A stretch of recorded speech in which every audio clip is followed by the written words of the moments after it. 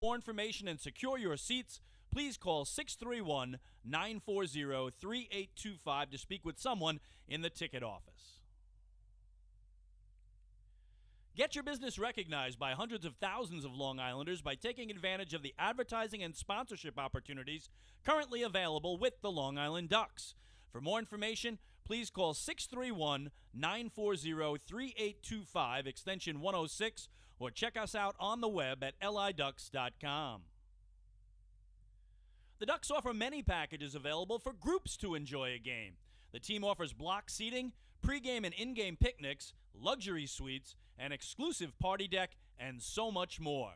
In addition, groups have the opportunity to take part in a variety of exclusive experiences, such as performing the national anthem or taking the field with the Ducks as the Nicolak Dream Team. Group ticket packages are now on sale. Please call 631-940-3825 to speak with someone in the group sales department.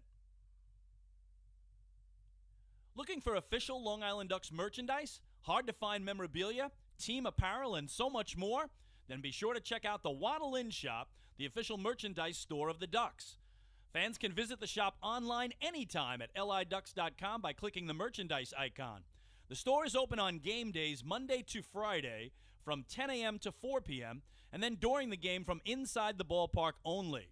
On non-game days, the store is open from 10 a.m. to 5 p.m. Monday through Friday. Children 14 and under can become members of the Bethpage Federal Credit Union Long Island Ducks Kids Club today. Kids will receive a unique gift package and take part in a variety of fun activities that come with being a member of the Kids Club.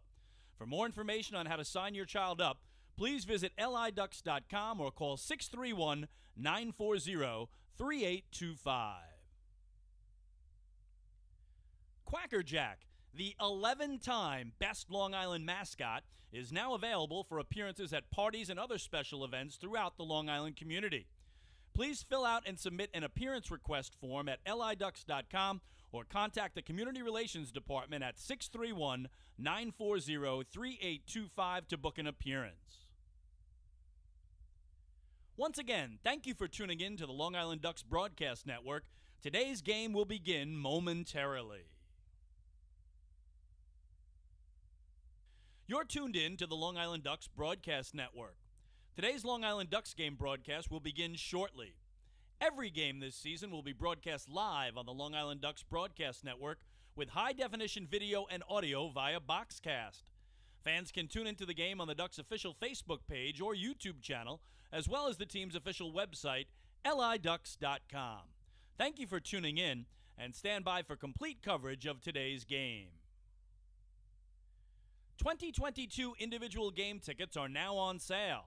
Fans can purchase their tickets by visiting the Fairfield Properties Ballpark box office, calling 631-940-TIXX, or going online to liducks.com. Season ticket packages and mini plans are also available. To find out more information and secure your seats, please call 631-940-3825 to speak with someone in the ticket office. Get your business recognized by hundreds of thousands of Long Islanders by taking advantage of the advertising and sponsorship opportunities currently available with the Long Island Ducks. For more information, please call 631-940-3825, extension 106, or check us out on the web at liducks.com. The Ducks offer many packages available for groups to enjoy a game. The team offers block seating, pregame and in-game picnics, luxury suites, an exclusive party deck, and so much more. In addition, groups have the opportunity to take part in a variety of exclusive experiences, such as performing the national anthem or taking the field with the Ducks as the Nicolak Dream Team. Group ticket packages are now on sale. Please call 631-940-3825 to speak with someone in the group sales department. Looking for official Long Island Ducks merchandise, hard-to-find memorabilia, team apparel, and so much more? Then be sure to check out the Waddle Inn Shop, the official merchandise store of the Ducks. Fans can visit the shop online anytime at liducks.com by clicking the merchandise icon. The store is open on game days Monday to Friday from 10 a.m. to 4 p.m. and then during the game from inside the ballpark only. On non-game days, the store is open from 10 a.m. to 5 p.m. Monday through Friday. Children 14 and under can become members of the Bethpage Federal Credit Union Long Island Ducks Kids Club today. Kids will receive a unique gift package and take part in a variety of fun activities that come with being a member of the Kids Club. For more information on how to sign your child up, please visit liducks.com or call 631-940-3825. Quacker Jack, the 11-time Best Long Island mascot, is now available for appearances at parties and other special events throughout the Long Island community. Please fill out and submit an appearance request form at liducks.com or contact the Community Relations Department at 631-940-3825 to book an appearance.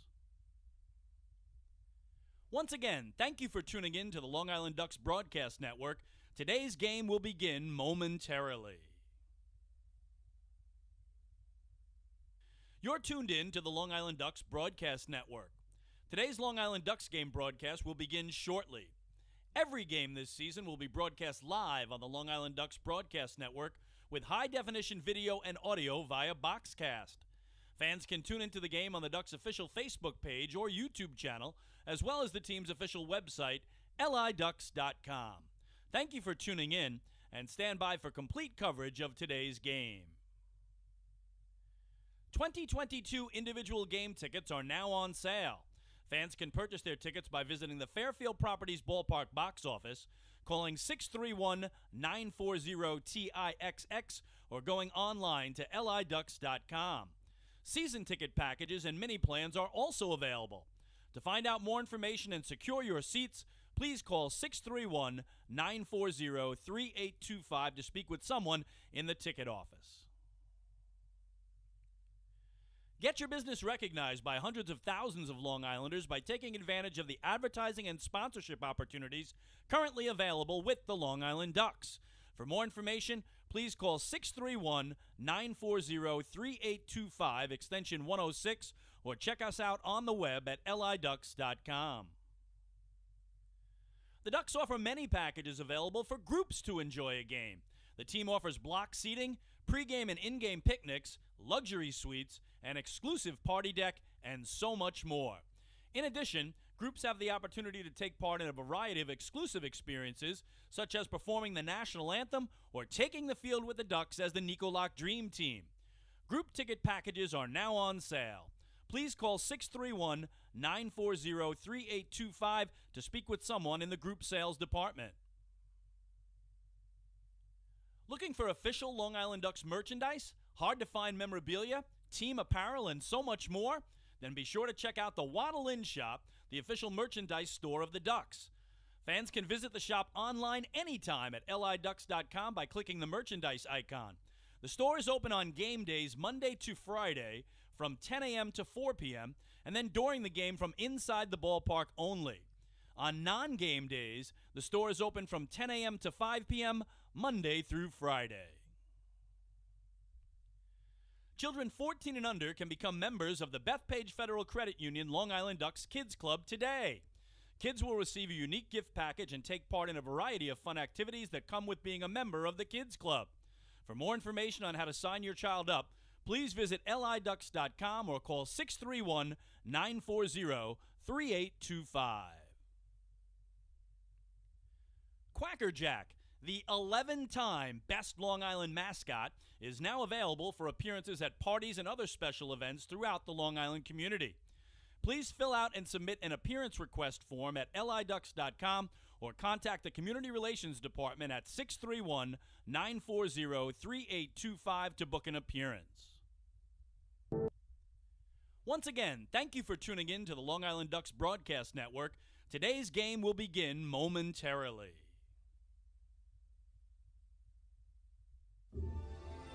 This is Long Island Ducks baseball. Justin Davies at the plate, the winning run at third. Crowd going nuts. Swung on, bouncing ball left side, off the mitt, up third baseman Brad Strauss. Here comes Willie Rodriguez. Justin Davies has done it again. The Ducks are one quack away from the championship. Jason Johnson makes the catch. He makes the catch, and the Long Island Ducks have swept the Camden River Sharks. Lions bunts up the third baseline. Esquivel charging in. They're not going to have a play. And the Ducks are the champions of the Atlantic League here in 2012. Going back is Adam Bailey. He settles under it. He makes the catch. And for a second straight year, the Atlantic League trophy will reside on Long Island. Swung on and missed for strike three. The Long Island Ducks have come to Texas, and they'll be bringing the trophy back home to Long Island. The Long Island Ducks are the 2019 Atlantic League champions.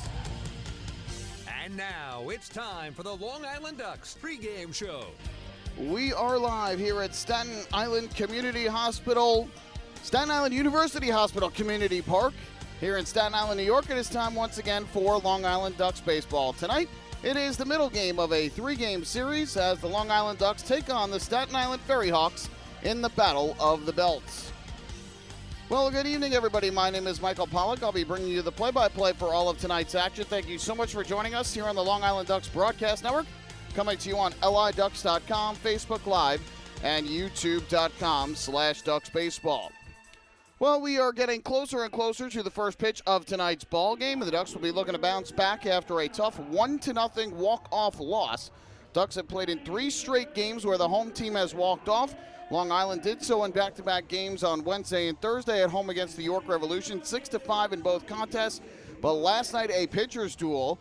Stephen Tarpley, the left-hander on the mound for the Ducks. He was outstanding in yesterday's ball game. Lefty Anthony Rodriguez on the hill for the FerryHawks last night. He had some control troubles, but ultimately was able to battle through 5 innings and not give up a single run. And neither side was able to dent home plate until the bottom of the 9th inning, when a 2-out rally by the FerryHawks gave them a 1-0 win. With 2 down and the bases empty, Kaiwei Lin allowed an infield single to Ricardo Cespedes. Joseph Monhay followed with a walk. Javier Betancourt hit an infield single to short. And Junior Santana won the ballgame with his second hit of the night, a ground ball single up the middle with 2 strikes on him. The Ducks were 1 strike away from forcing extra innings. Unfortunately, end up losing the game by the final count of 1-0, wasting what was an outstanding start from Stephen Tarpley yesterday. He threw his best start of the year, 7 innings of 2-hit shutout baseball. He walked just 2. He struck out 10, tying a career high for him and setting a new season high for a Ducks pitcher this year. He was outstanding through 57 of his 84 pitches for strikes. Nick Goody was able to work out of a jam with 2 outs in the 8th inning, striking out Alfredo Reyes to strand a pair on the bases. But ultimately, it all proved for naught as the Ducks once again struggled with runners on base, specifically in scoring position. They left the bases loaded twice in the game, including in the first inning. After a single and 2 walks loaded the bases, Rusney Castillo grounded out to short on the first pitch he saw. In the 5th inning, they loaded up the bases on 3 walks by Anthony Rodriguez, but Sam Travis grounded into a force out. Ducks put the first 2 on in the 6th on back-to-back walks, but the next 3 hitters were retired on 2 strikeouts and a foul fly. And ultimately, the Ducks left 9 men on base. They were 0 for 7 last night with runners in scoring position, and it proved to be their downfall as the Ducks dropped their second game to Staten Island this year. They do lead the season series 5-2 over their new rivals, the FerryHawks, but the Ducks, after getting back to 500 the night before at 21-21, fall back to 1 game below 500 coming into tonight, and they lose a game on the Blue Crabs in the standings. Southern Maryland now with a commanding 11.5 game lead over the Ducks in the North Division. Staten Island picks up their 13th win of the season, and they have been playing much better baseball of late. They took 2 out of 3 in Lancaster earlier this week, and they'll try and make it back-to-back series wins if they can get a victory here this evening or tomorrow afternoon. Let's take a break here on the pregame show. When we come back, I'll be joined by yesterday's starting pitcher, Stephen Tarpley, to talk about his recent success here with the Long Island Ducks. Hey, fans. This is manager Wally Backman, and you're listening to Ducks Baseball on the Long Island Ducks Broadcast Network. When we see Long Island, we see you. Because at Catholic Health, we know that it's your remarkable lives that breathe life into our island. So at every Catholic Health hospital, practice, and care facility, we're able to provide the highest quality, most innovative care for your body, because our culture cherishes your humanity. Long live Long Island. Take your group out to the game this season and enjoy all the fun of Ducks baseball at discounted prices with the picnic area, luxury suites, party deck, and so much more. Bringing your group to the game will be an unforgettable experience. The Ducks even offer opportunities to sing the national anthem, serve as the Ridgewood Savings Bank color guard, be the Nicolak Dream Team, or put on a pregame performance. To book your outing today, call 631-940-3825 and ask for the group sales department. Long Island Ducks baseball. Good times every time.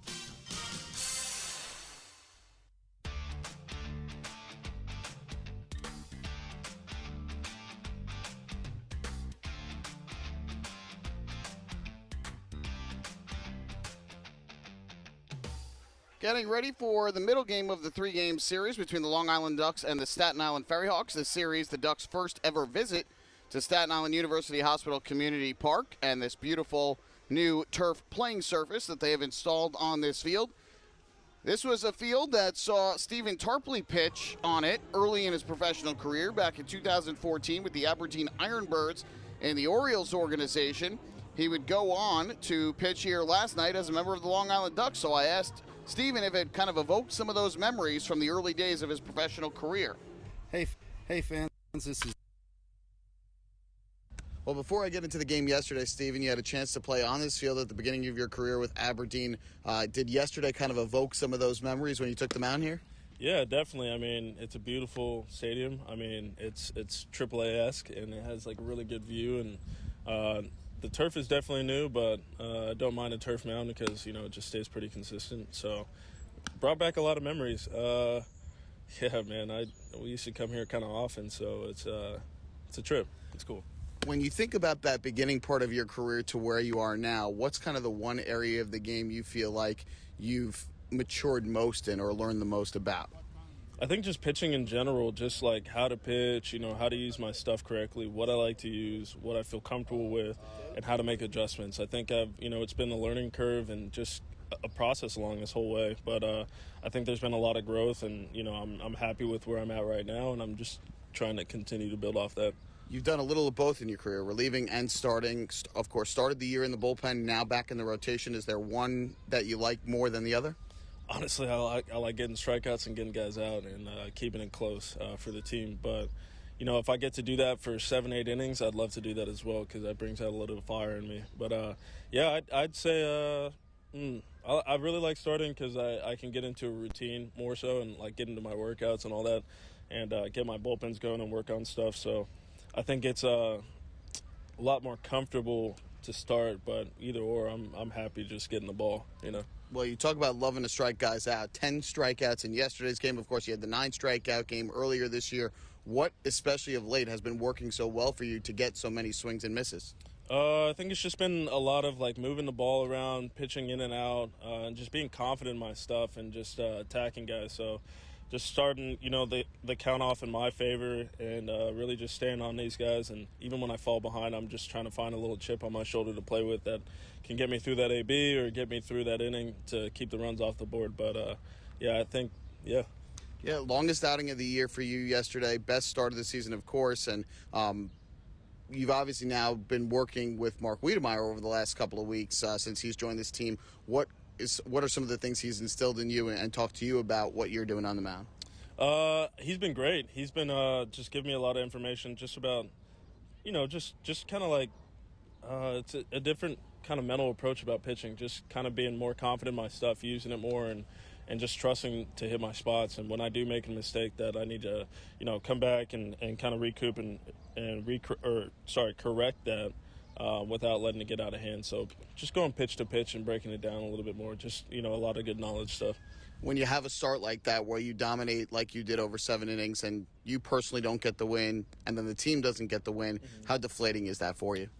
I mean, you know, it's like I said earlier in the year, it's baseball, man. I hate losing, and I love winning, but you know, it happens. Obviously, it's frustrating, but, you know, we put up some runs these past few games, and we're going to be good. So when those runs come up and, you know, I'm pitching, I'm going to do my best to hold it and keep the runs off so we can get a win. And it's going to happen. So. Yeah, you talked about the runs, and this team, as they've shown time and time again, is certainly capable of putting up big spots.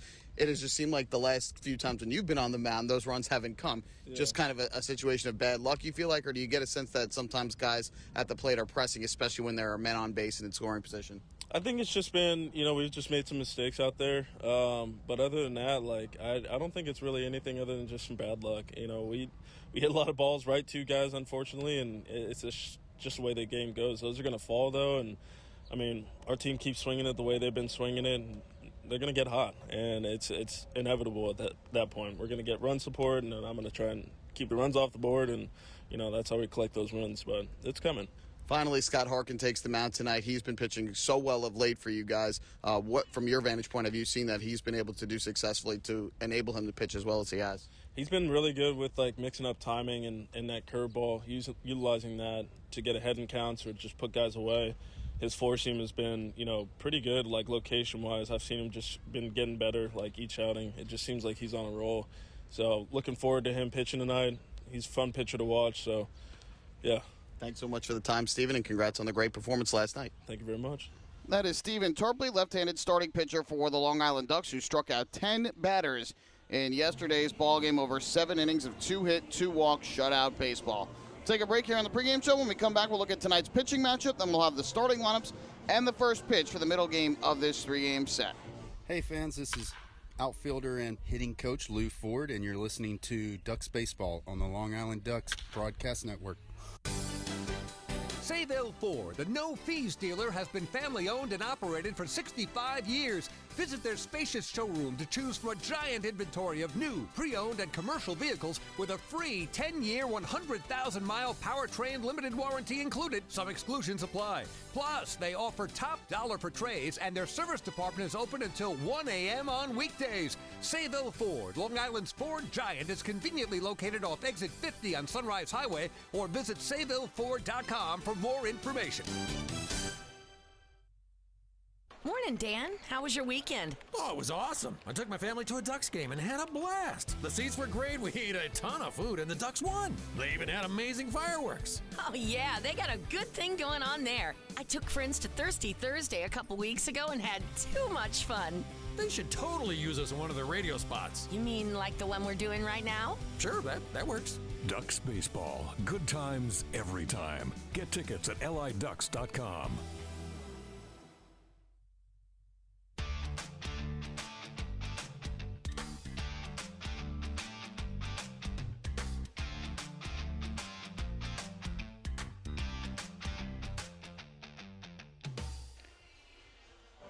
Getting closer and closer to first pitch for tonight's ball game. The Ducks and the FerryHawks have each made their way to their respective dugouts. So we are getting closer and closer to the start of tonight's game. Ducks will be trying to bounce back and even the series at a game apiece, while the FerryHawks will try and take the first two and go for a chance at a sweep tomorrow afternoon. On the mound tonight for the Long Island Ducks will be right-handed pitcher Scott Harkin. He has been throwing the ball much better of late. Overall has a record of 3-3 and a 4.60 ERA through 8 starts this season. In his last 4 outings, he has pitched to a 2.25 ERA. And in his most recent start, which came this past Sunday against the FerryHawks on Long Island, he tossed 5 scoreless innings, allowed just 4 hits, 2 walks, struck out 5, won the ball game 9-2. He had his previous start skipped, but comes back into the rotation after missing that one start, and boy was he spectacular against Staten Island to pick up his 3rd win of the year. And we talked about his numbers of late.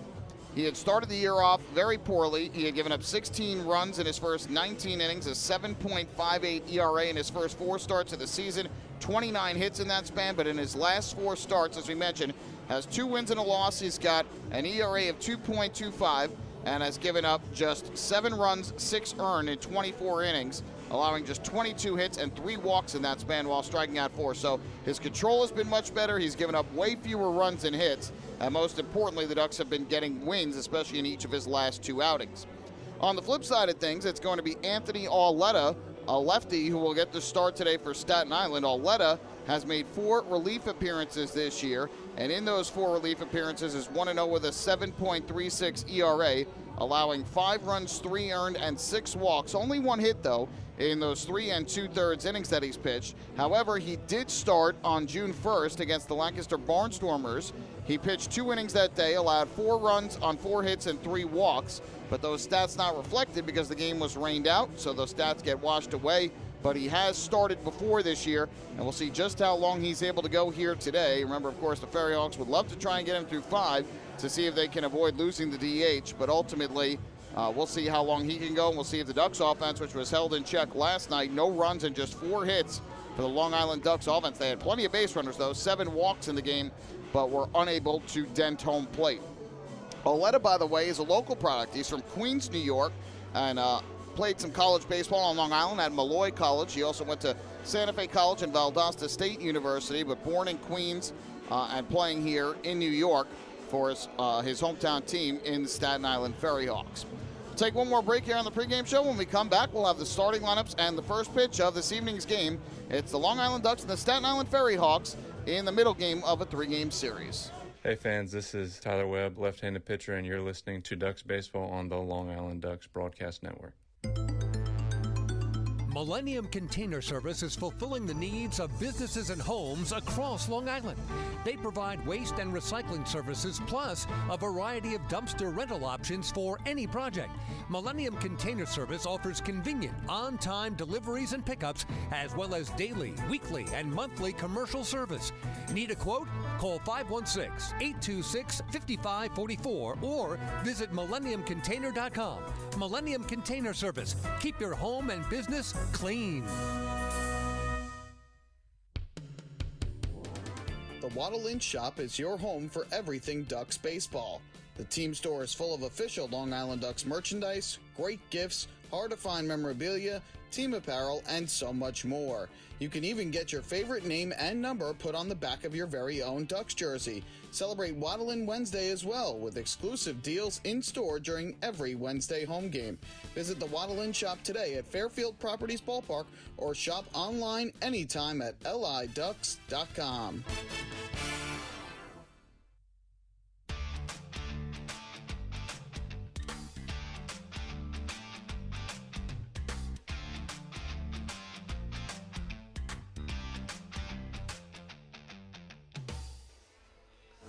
Almost time for baseball on what has turned into a nice Saturday evening. There was rain that has been falling on and off throughout the course of the day. Not really a washout of any sort, but just kind of some sprinkles throughout during the course of the day. But has turned into a nice evening. The wind blowing out fairly strong towards left field here tonight. No homers yesterday, despite the wind blowing out strongly to right field, of course, throughout the course of the game. Today it's going the other way out to left, and we'll see if anybody can clear the fence and maybe even hit it into the water out behind the center field fence. I know it's a little tough to see in our broadcast view, but we have one of the best views that you will ever see in professional baseball. Of course, sitting behind the center field fence is the New York City skyline, lower Manhattan, right behind the batter's eye in center field, Bayonne, New Jersey, off to the area behind the left field fence, and of course Queens and Brooklyn out behind the right field fence. But really a lovely view, of course, of the New York Bay leading to the east and Hudson Rivers going along the east and west sides of Manhattan respectively. And of course many times throughout the course of the night you'll see the Staten Island Ferry making its way from Staten Island here across to lower Manhattan, some other ferries that go to other various parts of New York City. But a really picturesque scene. This field looks great. Used to be a grass and dirt field, but over the offseason leading into this 2022 season to prepare for the FerryHawks' arrival, a brand new all-turf field, including the mound and the plate, was installed. And fans continuing to file in on this night, expecting to enjoy an exciting game between these two geographical rivals. And then, of course, a post-game fireworks show will follow the final out of tonight's game. Fans being asked to rise and remove their hats and caps as the FerryHawks have taken the field. Let's turn it over down to the area behind home plate for tonight's national anthem.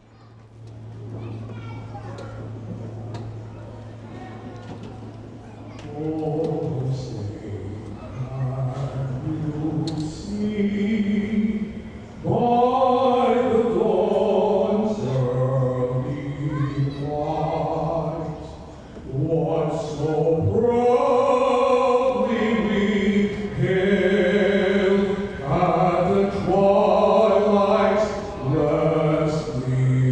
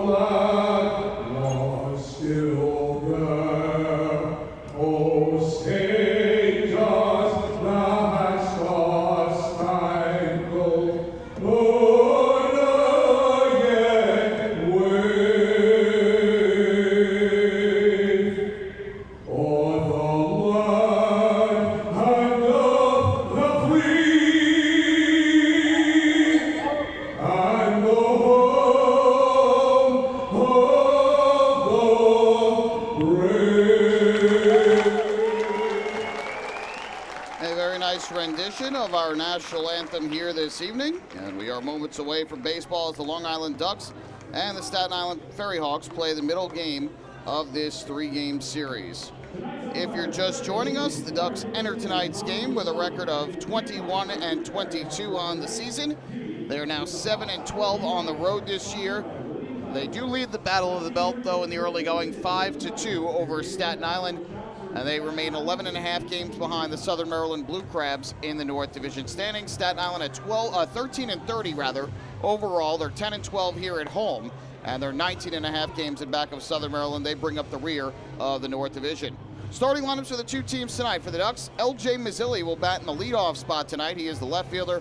Vladimir Frias bats second and plays second base. Hitting third, the designated hitter tonight is Alejandro De Aza, and in the cleanup spot at first base for Long Island, Sam Travis. Davidson Romero bats fifth. He's the third baseman. Rusney Castillo in center field will hit sixth.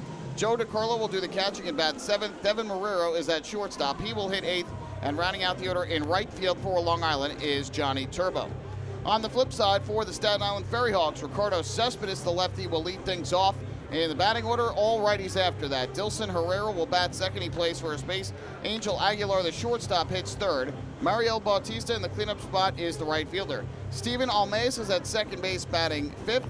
He is a newcomer signed today by Staten Island. John Nestor will do the catching and hit sixth. Junior Santana bats seventh, serves as the designated hitter. Javier Betancourt will play third base and hit eighth. And rounding out the order in left field tonight for Staten Island is Joseph Monhay. So that's the look at the starting lineups for the two teams tonight. Once again, it'll be lefty Anthony Auletta who gets the start this evening for Staten Island. This, I guess, is officially his first start of the year.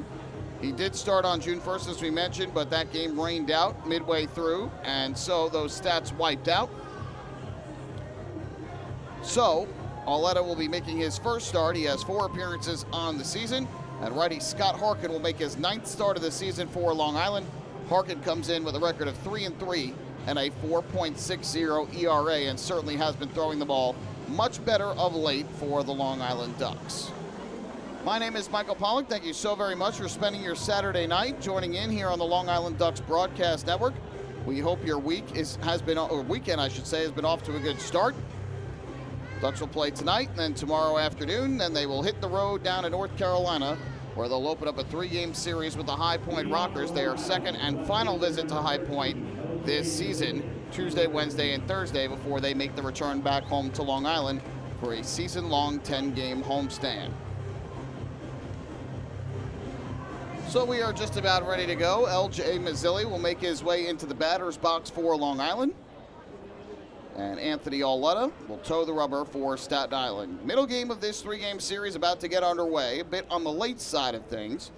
First pitch of the ball game from Auletta is a fastball strike on the outside corner, and we are officially underway at 6:08 p.m. Original scheduled start time of 6 o'clock, so about 8 minutes late for first pitch here today.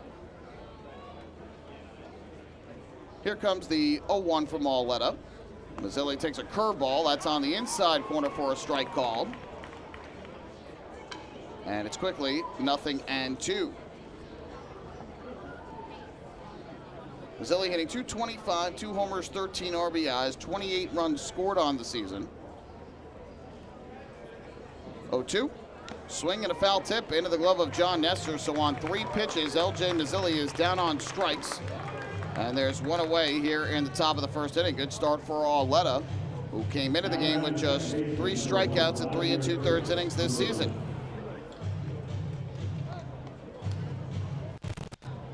So 1 down, and up to the plate will step the switch hitting second baseman Vladimir Frias, who is back in the lineup for the Ducks after having the night off yesterday. Switch hitter bats from the right side. First pitch from Auletta. Frias hits a high fly ball in the air to center. Fairly well hit. Back goes Ricardo Cespedes. Still going back. It's over his head. Might have ticked off his glove. It goes to the center field fence. And stopping at second base is Frias, presumably with a 1-out double. Cespedes had to go a long way for that one. He got just about to the edge of the warning track and reached up and could not reel it in. Again, I think it ticked off the edge of his glove and then trickled to the wall. So Frias is aboard at second base for Long Island. And with 1 on and 1 out, up will step the designated hitter, Alejandro De Aza. They have put an error up on the scoreboard. Oh, my. That is a very, very tough error to give with how long Cespedes had to go back and get it. But they have put an error up on the video board in left center. First pitch, De Aza takes a slider on the outside corner for a strike. And the count goes to 0-1. Looking at the replay of it, it looked like Cespedes reached up and then kind of went into a slide to try and catch it. But the error given to Cespedes. Breaking ball here misses down and away, and that'll leave it up the count at 1-1. So for Cespedes, his first error of the season. Guy who has been very stout defensively. Deemed to have been able to haul that in with a routine effort, but does not come away with the catch. De Aza hitting .337, 4 homers, 22 runs batted in on the year. 1-1. Ripped to the right side and through. There's a base hit. Frias had a hold up to make sure it wasn't caught by Almeas, so he'll only make it to third. De Aza gets the Ducks their first hit of the night. And Long Island now set up with runners at first and third and only 1 out.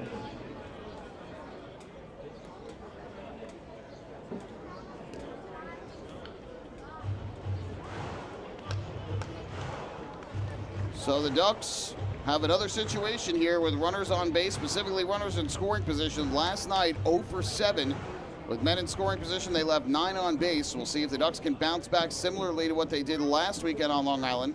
After they went 0 for 13 with men in scoring position in a loss to Staten Island Saturday, they came back much better Sunday. Travis takes a first pitch breaking ball up and away for a ball. It's 1-0. Long Island was 8 for 20 in the series finale Sunday, and racked up 9 runs in a 9-2 win to take 2 out of 3 from their rivals.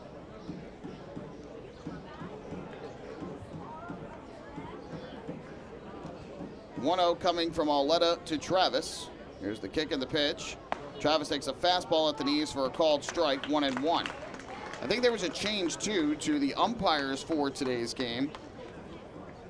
Originally, it was supposed to be Warren Nicholson behind the plate, but it looks like it is actually Tom Gisandi who is behind the plate. Fred DeJesus at first base and Warren Nicholson around at third. 1-1 breaking ball, high fly ball in the air to left. That's well hit. Back into the corner goes Monhe. He looks up and it's off the wall. Frias will come in to score. De Aza goes into third, and stopping at first with a long single is Sam Travis. An RBI base hit, and the Ducks are on the scoreboard. They lead it 1-0. So Travis with another base hit, his team leading 39th run batted in of the year. Frias scores from third easily, and De Aza goes first to third. That ball just missed getting out. It hit about halfway up the wall down the left field line. It's 320 feet to the wall in left. And I think Travis thought that was gone off the bat. And by the time he tried to turn it on, didn't have enough speed to get to second base in time. It did bang off the wall and quickly fired back in by Monhe. Davidson Romero takes a fastball for a strike on the outside corner, 0-1. So after coming up with nothing yesterday in the run department, the Ducks have 2 hits and an error in the first, and they have put a run up on the scoreboard.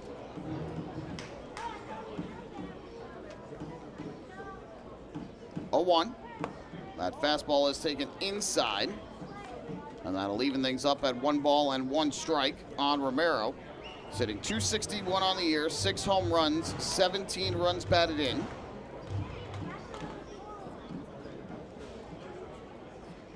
De Aza off third, Travis off first with 1 out. 1-1, swinging a foul tip back behind the plate. And Auletta with a count of 1-2 on Romero. Auletta stands on the mound for Staten Island at 6'4", 230 pounds, out of Broad Channel, New York. That's in Queens. 25-year-old southpaw in his first season of professional, or second season rather, of professional baseball. 1-2, breaking ball, outside corner, a called strike 3. Good curveball from Auletta had Romero fooled. That is strikeout number 2 in the inning. 1 swinging, 1 looking. With 2 down, that'll leave it up to Rusney Castillo. Arletta made his pro debut in 2019 with the New Jersey Jackals in the Can-Am League. 4 appearances, 3 starts there. And now in his first season here in the Atlantic League with Staten Island. So here's Castillo from the right side with 2 down in the inning. First pitch, Castillo takes. That fastball misses outside. 1 ball and no strikes. Well, because of the error called, that run that Frias scored unearned, he wouldn't have reached base if not for the ruled drop catch in center field. And now if any runs score from this point, they'd be unearned because there are 2 outs in the inning. And that error would have been the 3rd out. 1-0 is driven in the air to right, down the line. Long run for Bautista, back into the corner. He won't get it. Base hit, and that will go to the wall. Scoring is De Aza. Travis will head to 3rd and stop there. And in at 2nd with a 2-out RBI double is Rusney Castillo. The Ducks now lead it 2-0. Good piece of hitting by Castillo there to go to the other way. 16th RBI of the year, his 6th double. As Castillo scores De Aza and moves Travis from corner to corner. And now the 7th batter of the inning for the Ducks will be their catcher tonight, Joe DiCarlo.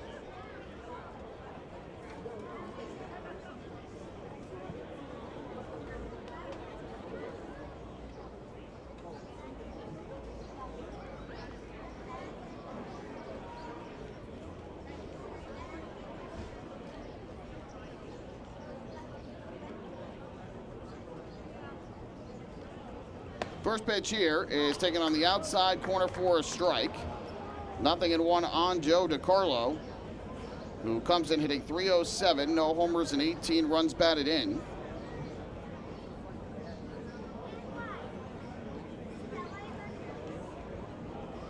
From the stretches, Arletta, here is the 0-1. DiCarlo takes inside. That'll even up the count at 1 ball and 1 strike at Arletta. Up to 18 pitches here in this first inning. A gigantic, and I mean absolutely gigantic, cargo ship making its way across the water behind the ballpark. Giant evergreen cargo ship called the Ever Lively, it looks like. Those are the views you can get here. 1-1, breaking ball on the outside corner. Arletta gets called strike 2. And now a strike 3 away from avoiding any further trouble here in the opening inning. Lots of water traffic off in the distance here at this ballpark. Very picturesque views, of course. In fact, Tyler Webb, Ducks closer, who's a photographer, came up here to take a few pictures for the ballgame. 1-2. DiCarlo takes a curveball. This one misses upstairs. Good eye by the Ducks catcher, who's back behind the plate tonight for the first time since the Ducks acquired Austin Rye from Southern Maryland back at the very end of May. DiCarlo's been playing the infield since 3rd and 2nd base yesterday. 2-2. Popped up in the air, shallow right. Going out is the second baseman, Almeas. Coming in, Bautista, and it's Mario Bautista who will make the catch for the final out of the inning. Good hustle by Bautista to get there and retire DiCarlo. Ducks scored 2 runs in the opening inning. There were 3 hits and 1 error. Long Island leaves 2 on the bases, and after a half inning of play, it's the Ducks 2, the FerryHawks coming up to bat. Hey fans, this is infielder Elgin Mazzilli, and you're listening to Ducks Baseball on the Long Island Ducks Broadcast Network. Planning your next party or looking for a caterer that will handle all of your needs? Hidden Gem Cafe has got you covered. From setup to service to cleanup and amazing food that is sure to be talked about, they can do it all without breaking the bank. Hidden Gem knows that each event is unique and strives to design a specialized menu for each event. Call the Hidden Gem Cafe for your next party at 631-390-5912 and be sure to follow them on social media too at the Hidden Gem Cafe for ideas and information. Can't get enough of the Long Island Ducks? Well, now you can get even more inside info on your favorite hometown team through Facebook and Twitter. The Ducks are constantly updating fans through social media with scores, transactions, ballpark promotions, and much more. You can even win great prizes. All you'll need to do is make a free account on Facebook and Twitter, and then visit us at facebook.com/LIDucks and twitter.com/LIDucks. Think you're Long Island's biggest Ducks fan? Get connected now.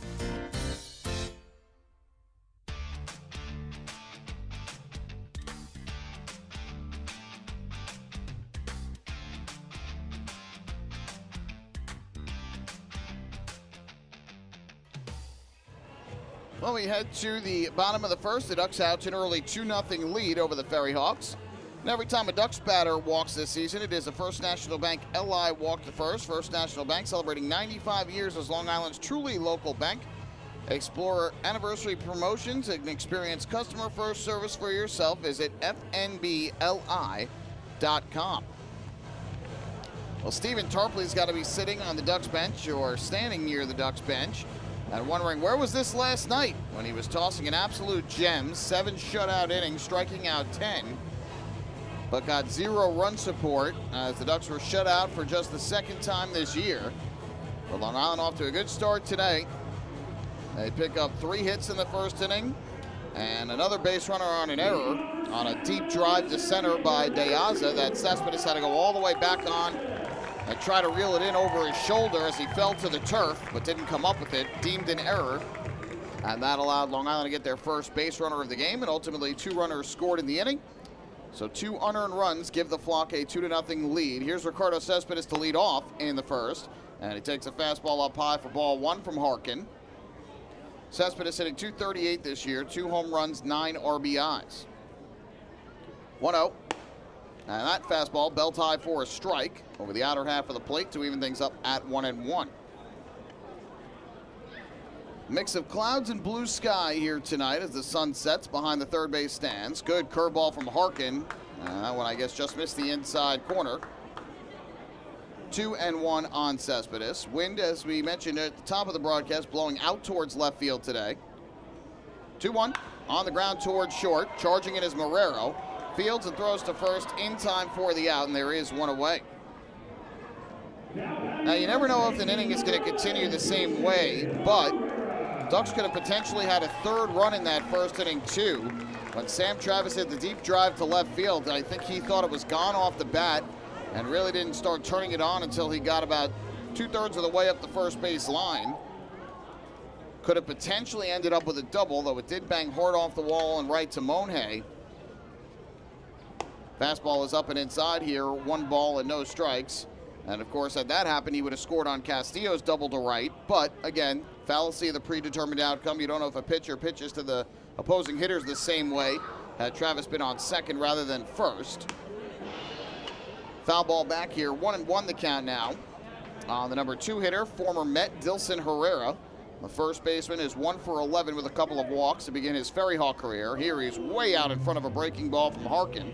Harkin's got a terrific curveball, mixes it a little bit with a slider, and has that good lively fastball that looks a lot harder, especially after his big looping curve. 1-2, there is the curve. It's hit on the ground towards short. Couple hops to Marrero. Fields and throws to first in time for the out. Good job by Marrero, who's retired the first 2 FerryHawks to come to the plate. And with 2 away, that'll leave it up to the shortstop, Angel Aguilar.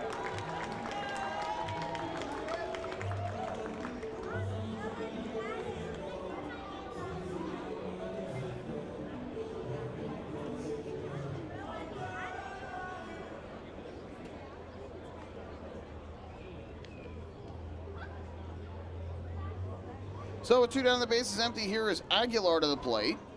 Big swing and a miss on a slider down and away from Harkin. 0-1. This FerryHawks team is somewhat free swinging. As you saw last night, they were often swinging early in the count, chasing sliders out of the zone from Stephen Tarpley. 0-1. That's a high, deep drive in the air to left center. Castillo goes back. He'll turn and watch this one go. You can forget it. Out to left center, a solo home run off the bat of Angel Aguilar with 2 down here in the first inning. His team leading 7th home run of the season. And Staten Island on the scoreboard, they close to within 2-1.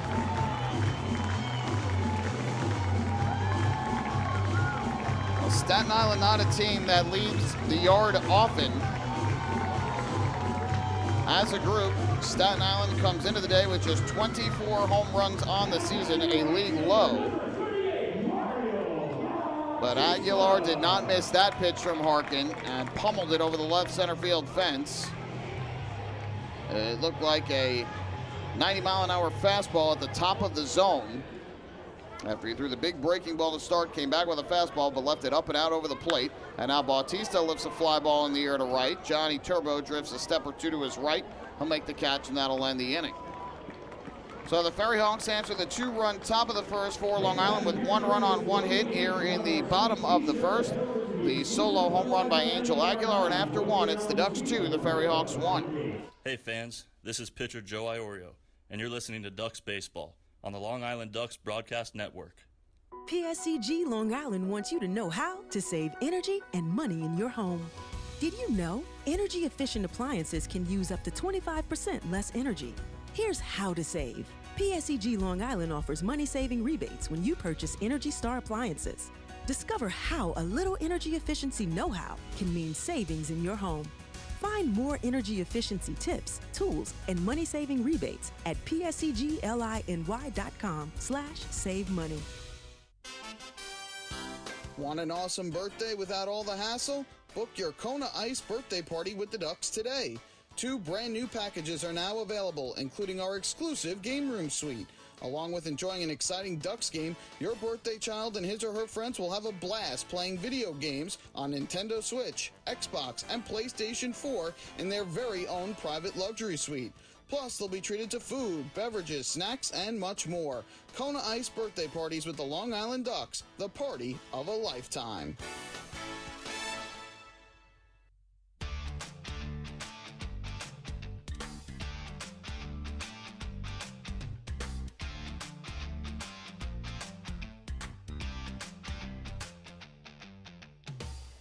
Just 1 run in 9 innings of baseball yesterday. Already 3 runs through 1 inning here today.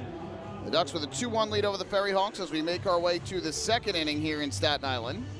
And in inning number 2, it'll be 8-9-1 in the order for the Ducks. Devin Marrero, Johnny Turbo, and L.J. Mazzilli against Anthony Auletta. Fans, this 2022 season of Ducks Baseball is presented by Catholic Health. Visit them online at chsli.org. Catholic Health, long live Long Island.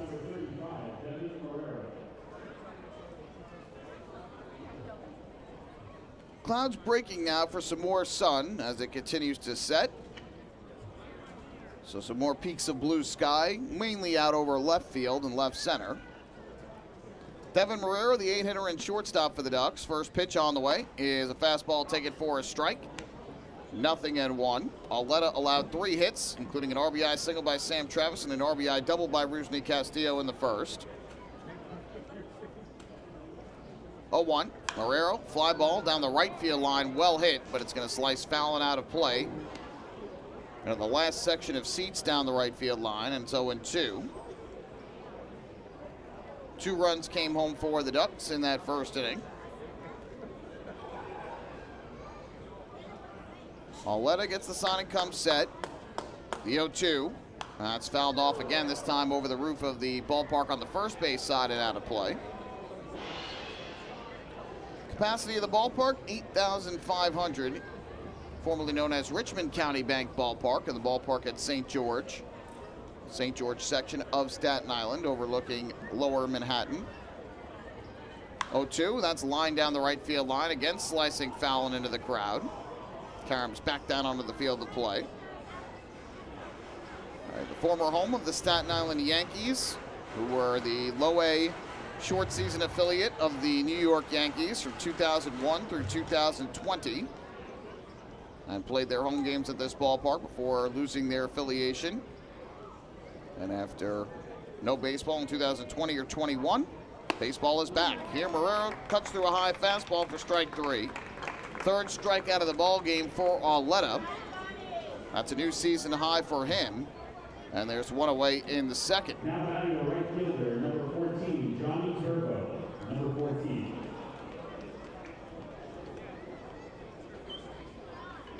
FerryHawks have now gone 22 consecutive innings without allowing an earned run. Obviously, they didn't give up anything yesterday. Their only run they allowed Thursday was unearned. That was in Lancaster. First pitch here misses outside for ball 1, and because of the error ruled on Cespedes in the first inning, both runs the Ducks scored were unearned. Thank you to Johnny Wincott of the FerryHawks for that heads up. Johnny Turbo, the 9-hitter and right fielder, hitting .297 this year. Couple homers, 17 RBIs. 1-0. Up the middle and into center field, there's a base hit.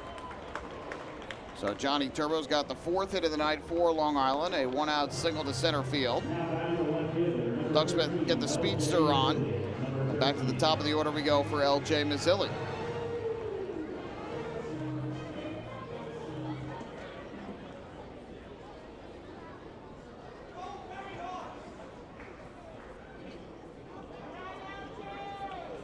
First pitch coming up here to Mazzilli, who struck out swinging on 3 pitches to begin the ball game tonight. Auletta looks to first, deals to the plate. Mazzilli swings, first pitch. It's a ground ball to third. Fielded along the line. The throw to first is just in time. Good play by Javier Betancourt as he's able to beat Mazzilli with his throw across the diamond. So on 1 pitch, LJ is retired. 2 away here in the second. And Johnny Turbo advances to second base.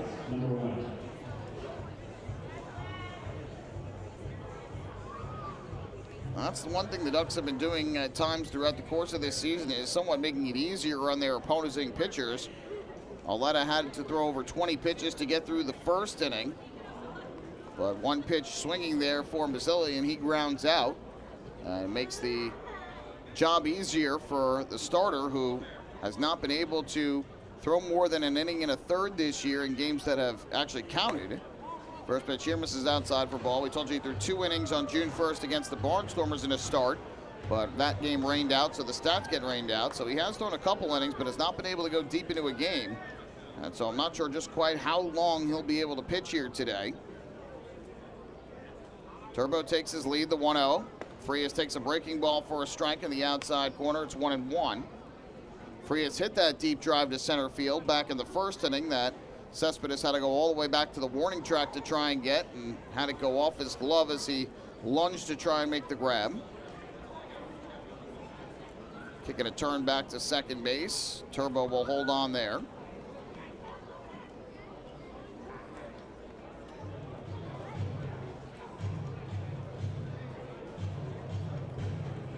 Two-1 Ducks here in the top of the second. Runner at second with 2 down for Long Island. It'll be a 1-ball, 1-strike pitch to Frias. Lefty kicks and fires home. Frias takes. That fastball misses low. And it's 2 balls and a strike. Auletta has played college baseball at 3 different colleges, including Molloy College and Rockville Center on Long Island, as well as Valdosta State University in Georgia and Santa Fe College in Gainesville, Florida. 2-1. On the ground towards the left side of the infield. To his left, Betancourt. He fields and throws to first in time for the out. Frias is retired, and the Ducks retired here in the second. No runs a hit, 1 man left for Long Island. On to the bottom of the second we go. Ducks 2, FerryHawks 1. Hey fans, this is first baseman Sam Travis, and you are listening to Ducks Baseball on the Long Island Ducks Broadcast Network. Hey, Ducks fans, the official hotel of the Long Island Ducks is the Radisson Hotel, Hauppauge, Long Island. It's centrally located on the north shore of Long Island and offers a home away from home for both business and leisure guests. The Radisson Hotel, Hauppauge, Long Island features an indoor pool, 24-hour business center, a fitness center, and complimentary Wi-Fi in all guest rooms. Enjoy the contemporary American cuisine at the Fountain Grill restaurant or grab a quick bite to eat at Cafe Pronto. And best of all, it's only minutes away from Bethpage Ballpark. The Radisson Hotel, Hauppauge, Long Island, the official hotel of the Long Island Ducks. Call 631-231-1100 today. That's 631-231-1100. Your source for everything Ducks is liducks.com. The official website of the Long Island Ducks is the best place to stay up to date with Long Island's hometown team. Purchase tickets to the game, see the full promotional schedule, visit the online store, read the latest news stories, and watch every game live right on the homepage. The site offers an optimal browsing experience on either your computer or mobile device. liducks.com, the official website of the Long Island Ducks, your one-stop shop for all things Ducks baseball.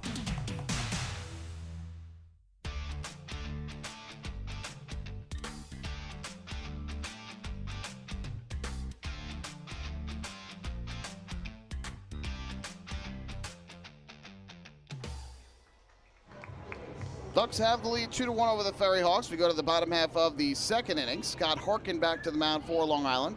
And his first pitch is a slider outside for ball 1 to the newcomer, Steven Almeas, second baseman and 5-hitter batting from the right side.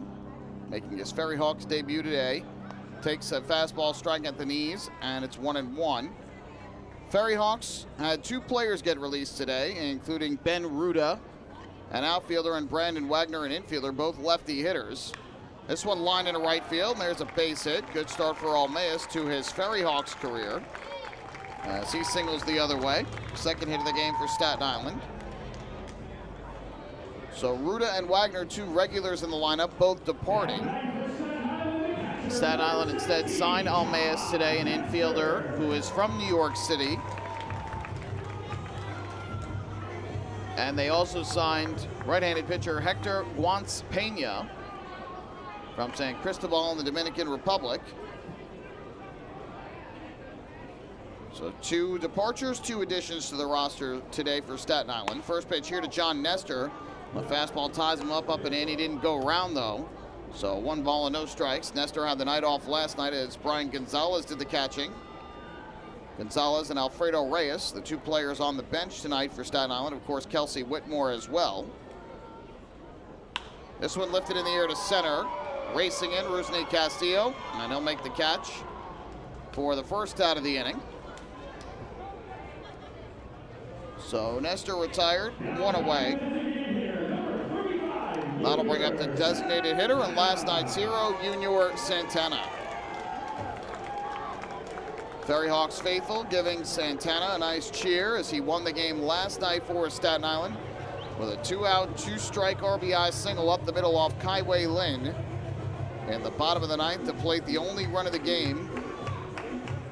And that gave the FerryHawks a 1-0 victory to open up this 3-game series. Staten Island has been a much better team at home this year. They're 10-12 in their home ballpark compared to just 3-18 on the road. Good slider here from Harkin. Santana thought it was coming up and hitting him. Instead, it slid over the outside corner for strike 1. Staten Island didn't win their first road game until last Saturday on Long Island, a 3-1 win. They were 0-16 to begin their season on the road. 0-1. Line drive center field. Castillo takes a few steps to his right and makes the easy catch. Good solid contact there by Santana, but hit it basically right at Castillo. So 2 down in the inning. That'll leave it up to the third baseman, Javier Betancourt.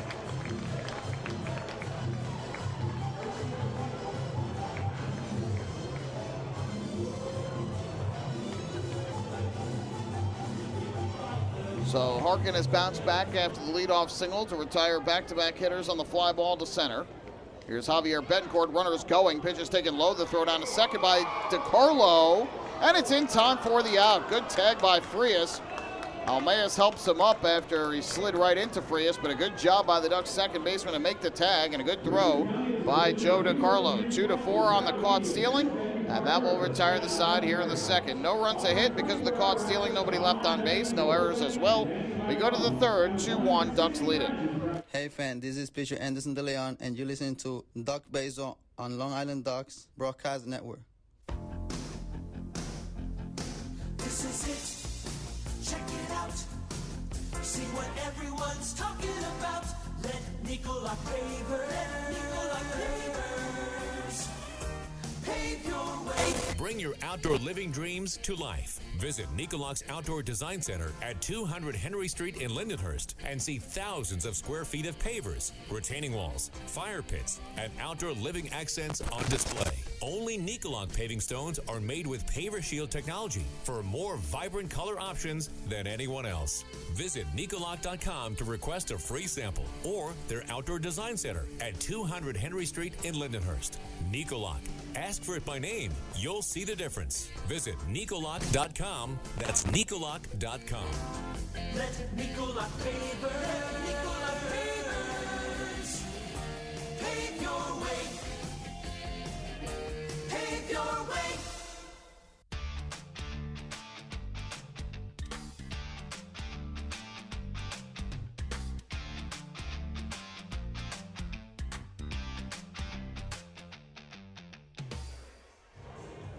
Third inning coming up here in Staten Island. The Ducks with a 2-1 lead over the FerryHawks. Anthony Auletta back to the mound for his third inning of work. Fans, be sure to follow all season long as the Ducks team up with Island Federal Credit Union to hit home runs for hunger. Every time the Ducks hit a home run at Fairfield Properties Ballpark, Island Federal Credit Union will make a $100 donation to Long Island Cares in an effort to help improve food security for families on Long Island. Island Federal Credit Union, catch the wave to better banking. Leading off the Long Island, the designated hitter, number 33, Alejandro de Asa. So we head to the third, and as we go to the third, it'll be 3, 4, and 5 in the order for the Ducks. Alejandro de Asa to get started, followed by Sam Travis and Davidson Romero.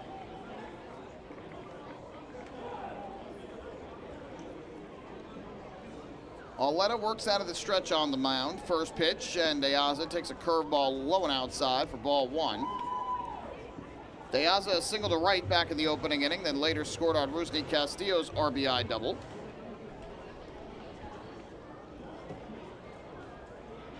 (1-0). And that fastball just low and outside again. 2 balls and no strikes on De Asa, who last night had no hits but 2 walks in his 4 trips to the plate. Up to 15 walks on the year now. 2-0.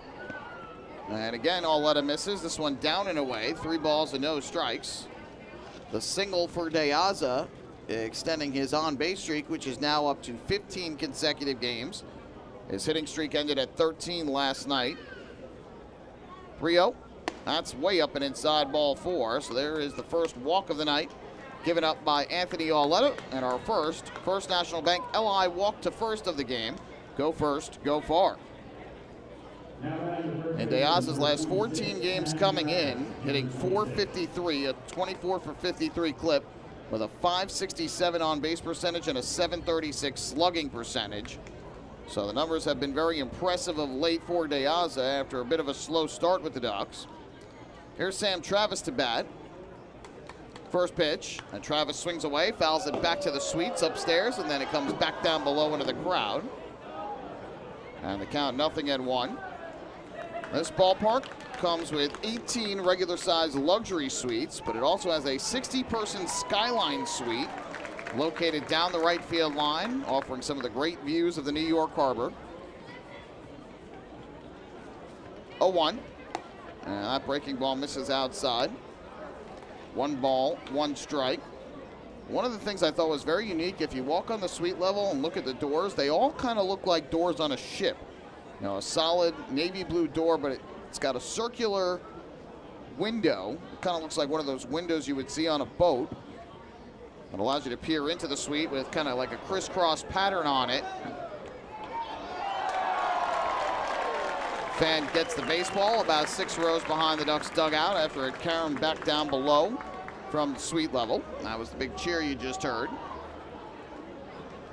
1-2 on Travis, who banged an RBI single off the left field wall back in the opening inning. His team-leading 39th run batted in. Auletta looks to first. Here's the 1-2. Travis takes the fastball up and inside, 2-2. Travis 1 for 4 in the game yesterday. Ducks only managed 4 hits, all of them singles. But they did draw 7 walks in the game, so they had plenty of base runners last night. Just weren't able to take any of those base runners and bring them home. De Asa leads at first, not much of a speed threat.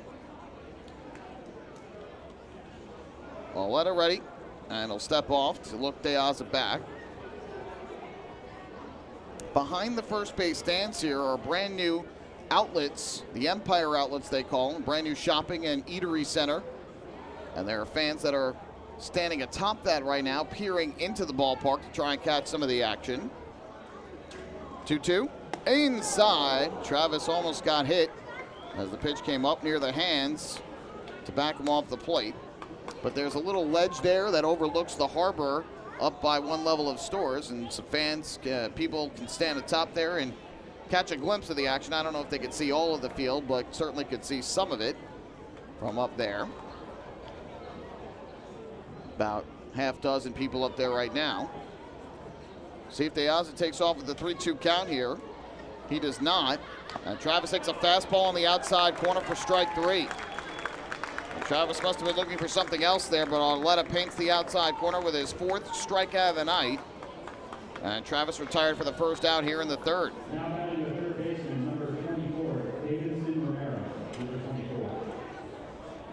So one down here in the third inning. That'll bring Davidson Romero, the third baseman, up to the plate for Long Island. He struck out looking as well back in the opening inning.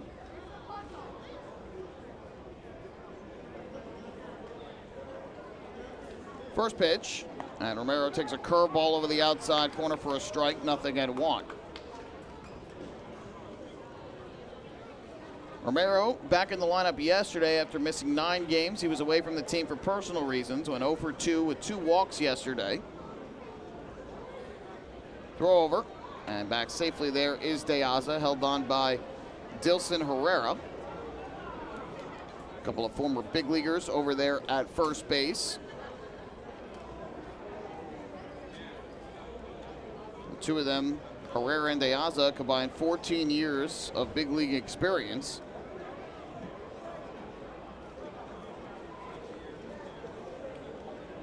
Pauleta's 0-1. Romero takes down and away. Blocked by Nestor down in the turf. That's one thing you also see on these turf fields, balls that miss down in the turf. You don't see them automatically changed out like you would if they skip down in the dirt, because the ball doesn't get scuffed up as much as it bounces off the turf with those rubber pellets. 1-1. Romero grounds it foul along the third base line past the FerryHawks dugout. And that'll run the count to 1-2. But it also provides truer hops for the infielders because, again, you don't get baseballs hitting the lip of the grass or taking weird bounces off the dirt, whether it's hard or soft. Pitchers oftentimes aren't dealing with troubles with the mound where they're looking down and trying to kick around the dirt or get a better grip in front of the rubber because the mound is also turf. 1-2 runner goes here. Pitch is taken low, and De Aza picked the right pitch to go on as he steals second standing up. First stolen base of the season for Alejandro De Aza. So he makes his way down to second base with 1 out in the inning. And now the Ducks with a runner in scoring position with 1 away, trying to add to their 2-1 lead.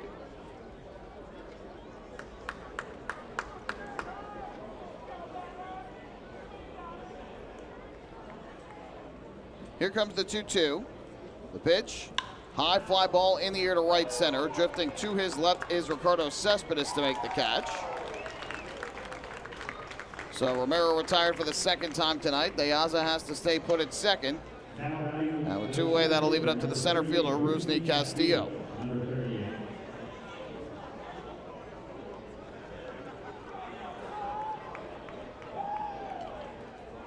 Colored uniforms for both sides tonight. The FerryHawks are in their powder blue jerseys with FerryHawks on the front chest. They've got white pants and a cap that's white on the front, blue in the back, and orange on the bill. First pitch here, and Castillo lifts a fly ball to center. Cespedes started back, now moves in, and they'll make the catch to retire Castillo, who is set down on 1 pitch, and that ends the inning. Ducks get a leadoff walk, a 1-out stolen base, but cannot bring De Aza home. They leave him aboard at second, their 4th runner left on tonight.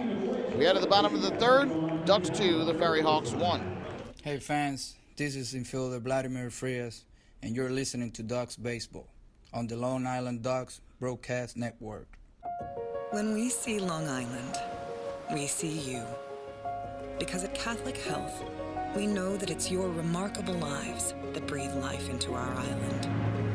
So at every Catholic Health hospital, practice, and care facility, we're able to provide the highest quality, most innovative care for your body, because our culture cherishes your humanity.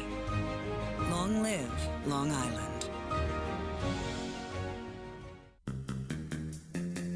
Take your group out to the game this season and enjoy all the fun of Ducks baseball at discounted prices with the picnic area, luxury suites, party deck, and so much more. Bringing your group to the game will be an unforgettable experience. The Ducks even offer opportunities to sing the national anthem, serve as the Ridgewood Savings Bank color guard, be the Nickolock Dream Team, or put on a pregame performance. To book your outing today, call 631-940-3825 and ask for the group sales department. Long Island Ducks baseball. Good times every time.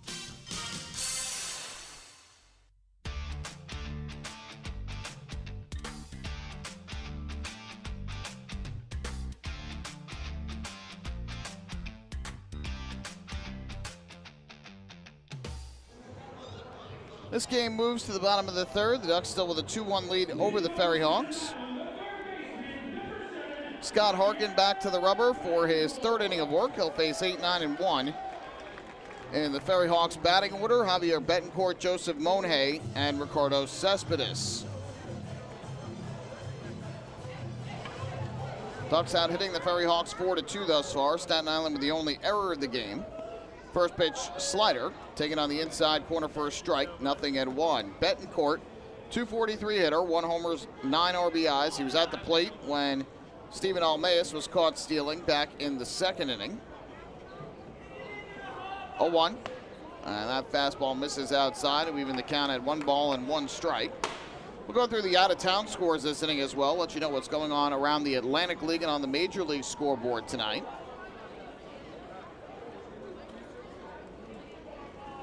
One ball, 1 strike pitch on the way. Breaking ball, line to the left side and through, a base hit. Fielded by Mazzilli and fired back in. So Javier Betancourt has Staten Island's third hit of the game as he smacks a hanging breaking ball through the left side. That'll bring up the 9-hitter, Joseph Monhay, to the plate as he hits from the right side for Staten Island.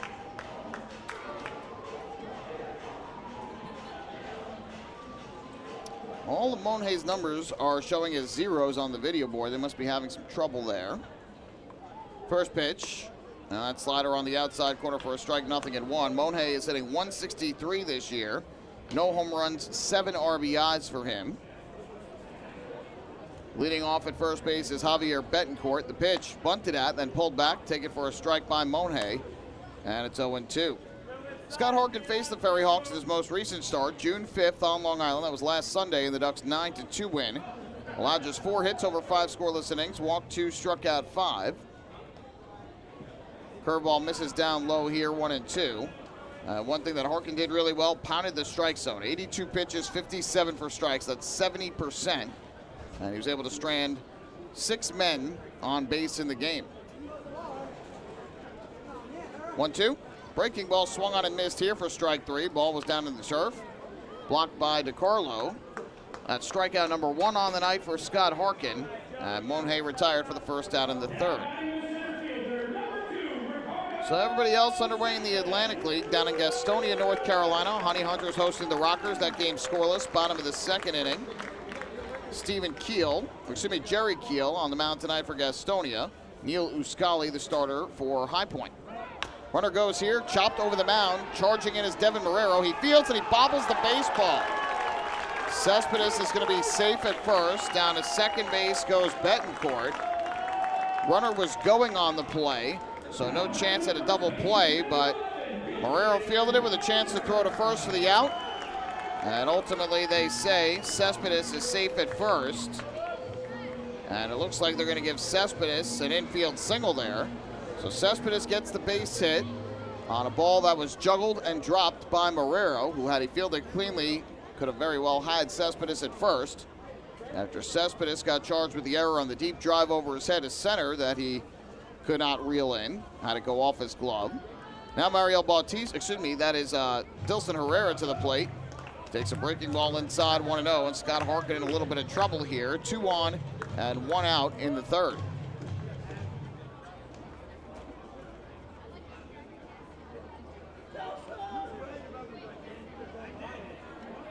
Be a 1-0 from Harkin.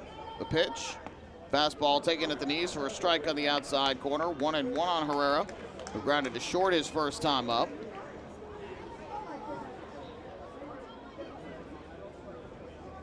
So each team now with 4 hits in the ball game. Cespedes now 1 for 2, the 1-1. Breaking ball, lifted in the air to center, well hit. Back goes Castillo, and in straightaway center, he'll make the catch. Tagging from second and heading to third is Betancourt. Cespedes bluffed at first, but he holds on there. So Herrera flies out to center. Betancourt goes to third. Runners at the corners with 2 men down. And that'll bring up Angel Aguilar, who homered his first time up against Harkin. Barnstormers and the Legends are scoreless. Bottom half of the second inning in Lancaster. Brooks Hall on the mound for the Stormers. And Cavius Sampson on the hill tonight for Lexington. York and Wild Health are also scoreless. They're in the bottom of the first in Kentucky. Swing and a miss, and a good breaking ball here for strike one. Eli Villanueva on the hill for Wild Health today. Alberto Rodriguez, the reliever, gets the start for the Revolution. And Southern Maryland with a 1-0 lead over the Charleston Dirty Birds. 0-1 outside. Fastball missed from Harkin, 1-1 on Aguilar. So again, the Blue Crabs have a 1-0 lead on a home run from former Duck Michael Wolanski, his second of the year. In the opening inning, Darrell Thompson on the mound tonight for Southern Maryland, while Charleston sends Derek Adams to the mound. Foul ball here, and it's 1-2 on Aguilar. Runner was going from first. Cespedes on that play. Yankees and the Cubs will get underway at 7:15 up in the Bronx. Jordan Montgomery against Matt Swarmer. Mets and the Angels out in Anaheim at 10:07. Carlos Carrasco against Michael Lorenzen. Harkins 1-2, runner goes again, and Aguilar lifts a fly ball to right. Johnny Turbo drifts back, has it lined up. He'll make the catch, and Harkin able to work in and out of trouble here in the fourth inning. So for Staten Island, no runs. They get a couple hits in the inning, but they leave both men on base, no errors. 3 innings in the books tonight here at SIUH Community Park. Ducks 2, FerryHawks 1. Hey fans, this is pitcher Akil Morris, and you're listening to Ducks Baseball on the Long Island Ducks Broadcast Network. Sayville Ford, the no-fees dealer, has been family-owned and operated for 65 years. Visit their spacious showroom to choose from a giant inventory of new, pre-owned, and commercial vehicles with a free 10-year, 100,000-mile powertrain limited warranty included. Some exclusions apply. Plus, they offer top dollar for trades, and their service department is open until 1 a.m. on weekdays. Sayville Ford, Long Island's Ford giant, is conveniently located off exit 50 on Sunrise Highway, or visit SayvilleFord.com for more information. Morning, Dan. How was your weekend? Oh, it was awesome. I took my family to a Ducks game and had a blast. The seats were great. We ate a ton of food, and the Ducks won. They even had amazing fireworks. Oh, yeah, they got a good thing going on there. I took friends to Thirsty Thursday a couple weeks ago and had too much fun. They should totally use us in one of their radio spots. You mean like the one we're doing right now? Sure, that works. Ducks Baseball. Good times every time. Get tickets at liducks.com.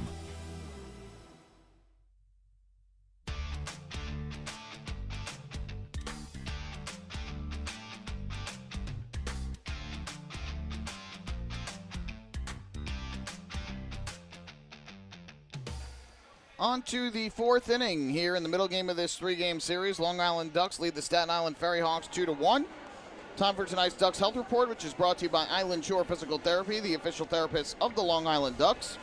Infielder Nick Batari remains out on the disabled list for Long Island, dealing with lower body stiffness, and 2 pitchers out with upper body injuries in lefties Brady Feigl and Bennett Parry.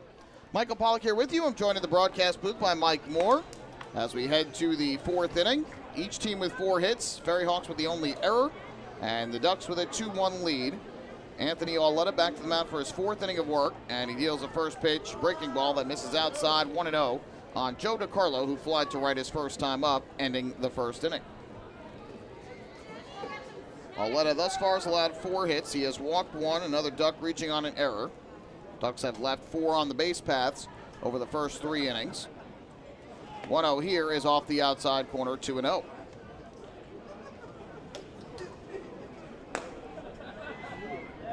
Crowd hasn't had a ton to cheer about thus far, but it is a close ball game. Auletta's done a good job getting out of some tough jams in the early part of the game. Was able to limit the damage to just the 2 runs in the first. 2-0. DiCarlo, a fly ball in the air to left, fairly well hit. Back goes Monhay to the warning track, and he makes the catch.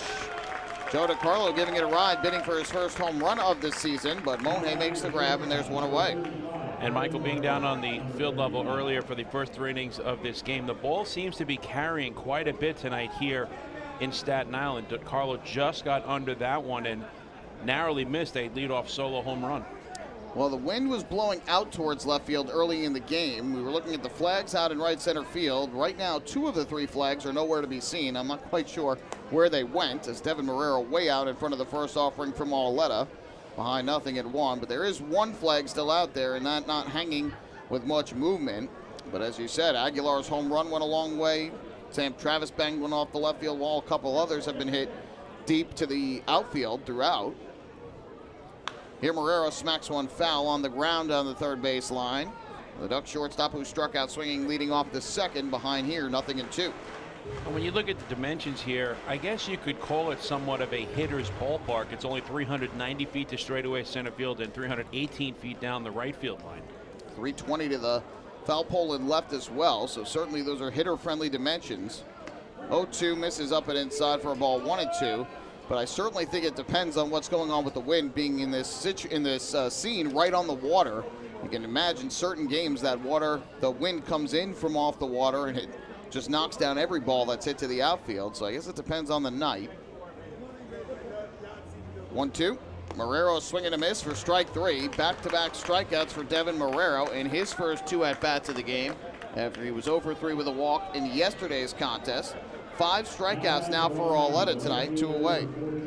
And in both at-bats against Marrero, he got ahead in the count and then went to the breaking ball, and Marrero was just way out in front in each of those plate appearances. Well, certainly had to be a frustrating night for the Ducks offense last night, as they had Anthony Rodriguez on the ropes and a couple times the bullpen, but could not break through. Turbo swings first pitch, fouls it off deep down the right field line for a strike, 0-1. But it's all about how you respond. The Ducks did a great job last weekend with a big performance on Sunday after they got beaten 3-1 by Staten Island. They were 0-13 with runners in scoring position, left 15 on base. They left 15 on again on Sunday, but 8-for-20 with runners in scoring position. You'll take that every time. 0-1 here is outside, 1-1. And obviously the good start for the Ducks tonight, but they've been kept off the scoreboard since the first inning. Turbo singled up the middle with 1 out in the second, but was stranded at second base.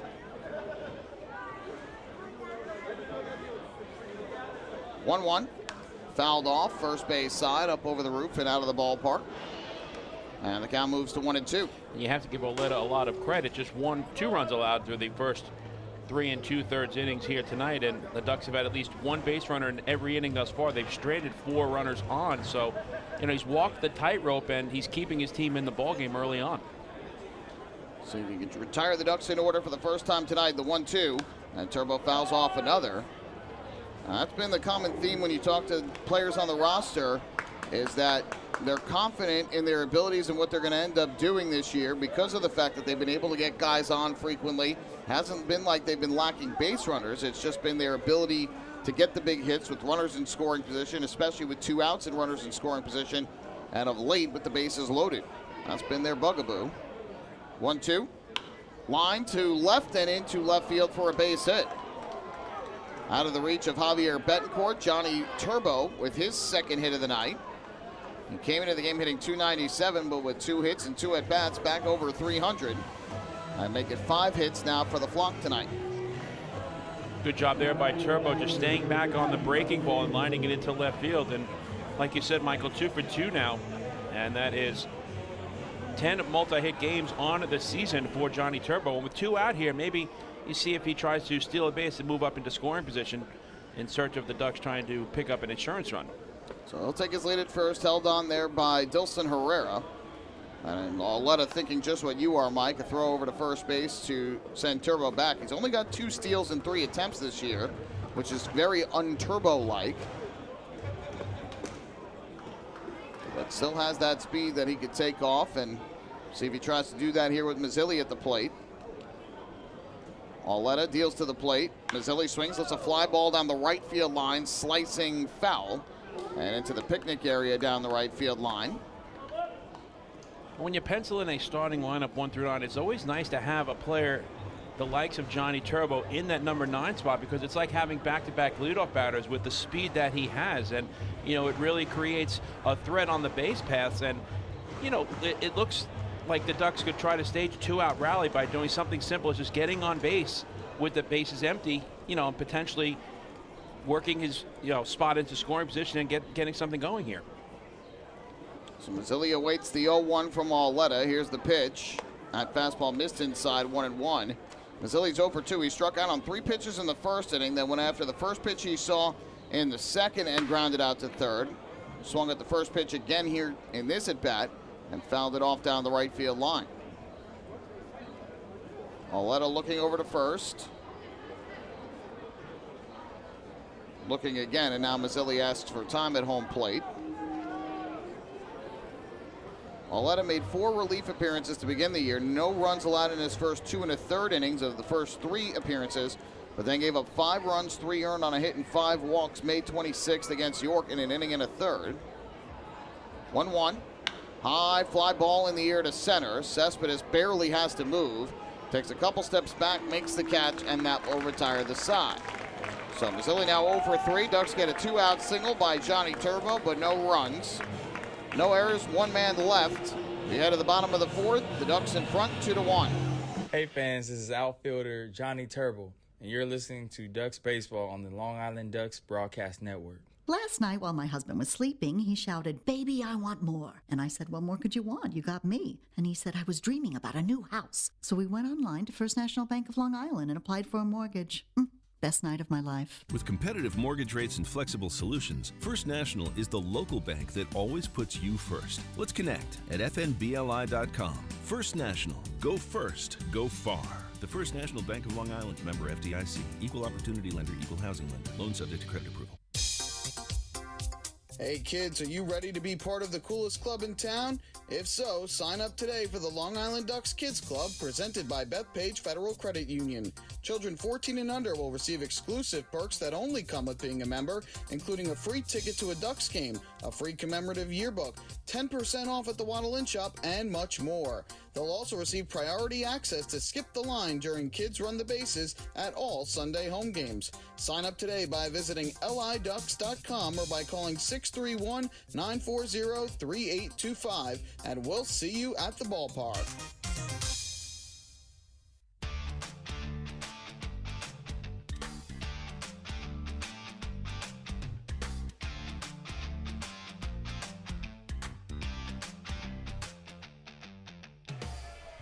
Well, the Ducks will return home following this week-long road trip on Friday, June 17th. They'll open up a 3-game series, their first ever games against the Wild Health Genomes, one of the 2 new teams in the Atlantic League this year, along with, of course, the Staten Island FerryHawks.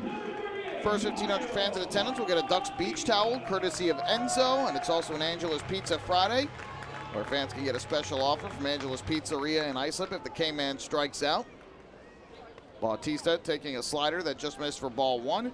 Tickets available for that game and every home game for the Ducks this year at the Fairfield Properties Ballpark box office, online at liducks.com or by calling 631-940-TIXX.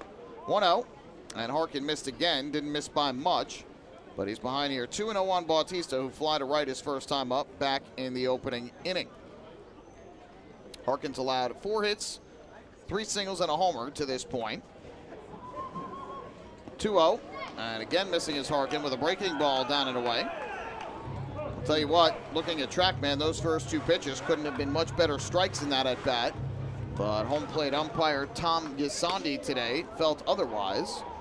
And now swinging 3-0 is Bautista, and he smacks a base hit into the left field corner. Fielded by Mazzilli, Bautista trying for 2. The throw is not in time, and it's a leadoff double. So Bautista gets the green light on 3-0, and he does not miss. 3rd double of the season for him. And that was right in his wheelhouse. I think Scott Harkin may have been thinking the same way that we were thinking, that Bautista might be taking 3-0, and he grooved a fastball middle in. And Bautista, as you mentioned, with the green light, pulls it down the left field line into the corner, and that puts the tying run into scoring position with nobody out. So Harkin allows his 5th hit of the night. Staten Island and Long Island each with 5. Here is Almeas, Stephen Almeas to the plate. He lines one to third, caught by Romero. Bidding for his 2nd hit of the game was Almeas, but Romero right in the right place at the right time. And there's the first out of the 4th. So after falling behind 3-0, Harkin gives up the double. And then after seeing the previous batter go ahead 3-0, Almea swings first pitch. I mean, he hit the ball right on the button. It's one of those things I'll just never get, Mike. We've seen a lot of that this season, a lot of first pitch swinging. Here is John Nestor to the plate, who fly to center his first time up. Harkin bluffing a throw back to second to keep Bautista close. No steals, no caught stealings for Bautista this season. Frias keeping him close at second, now retreats. First pitch breaking ball, that's hit on the ground to third. Romero looks the runner back, fakes a throw, and ends up firing it across the diamond in time for the out. So go figure, 3-0, double, and now back-to-back first pitch swings that result in outs. Two-way in the inning, and that'll leave it up to Junior Santana. And Michael, the numbers are very interesting for Scott Harkin this year, a little bit of the opposite of what you would expect. Right-handed batters are hitting .321 against him. Bautista with the double, he's a right-handed hitter. Lefties are hitting just .254 versus Scott Harkin. And this lineup, almost all righty hitters. Staten Island has a total of 8 righty hitters in their lineup. Cespedes, the only lefty. First pitch breaking ball, a strike on the outside corner to Santana, 0-1. Well, the other thing is Harkin's numbers both at home and during the day have been significantly better than they've been on the road and at night. Now, a lot of that is attributed to him starting mostly on the road and at night earlier in the year when he was struggling, and not so much of late. Pitches downstairs here, 1-1. But he pitched very well his last time out, 5 scoreless innings, only start other than his first in which he did not allow a run. That was his first start of the year on April the 24th against York, which was at home and was during the day. 1-1. That's low and outside, 2 balls and 1 strike. That was my birthday, if anybody was wondering. Hey, how about that? The Ducks gave you a nice little birthday win, 9-4. I've got one coming up on Thursday. We'll see if if the Ducks can do the same for me against High Point down in North Carolina. Something tells me otherwise, since they've been giving me a good-natured ribbing throughout this series thus far. Swing and a miss. Good breaking ball from Harkin there, 2-2. Namely 2 players, Tyler Webb and Joe DiCarlo, were so shocked to see me here because, of course, the last road trip for the Ducks was down to Gastonia, where they won all 3 games. When they came back to Long Island, the 2 of them said, "You're not allowed on the road anymore. Only Mike Moore can go on the road." And then they saw me in the clubhouse. They're like, what are you doing here?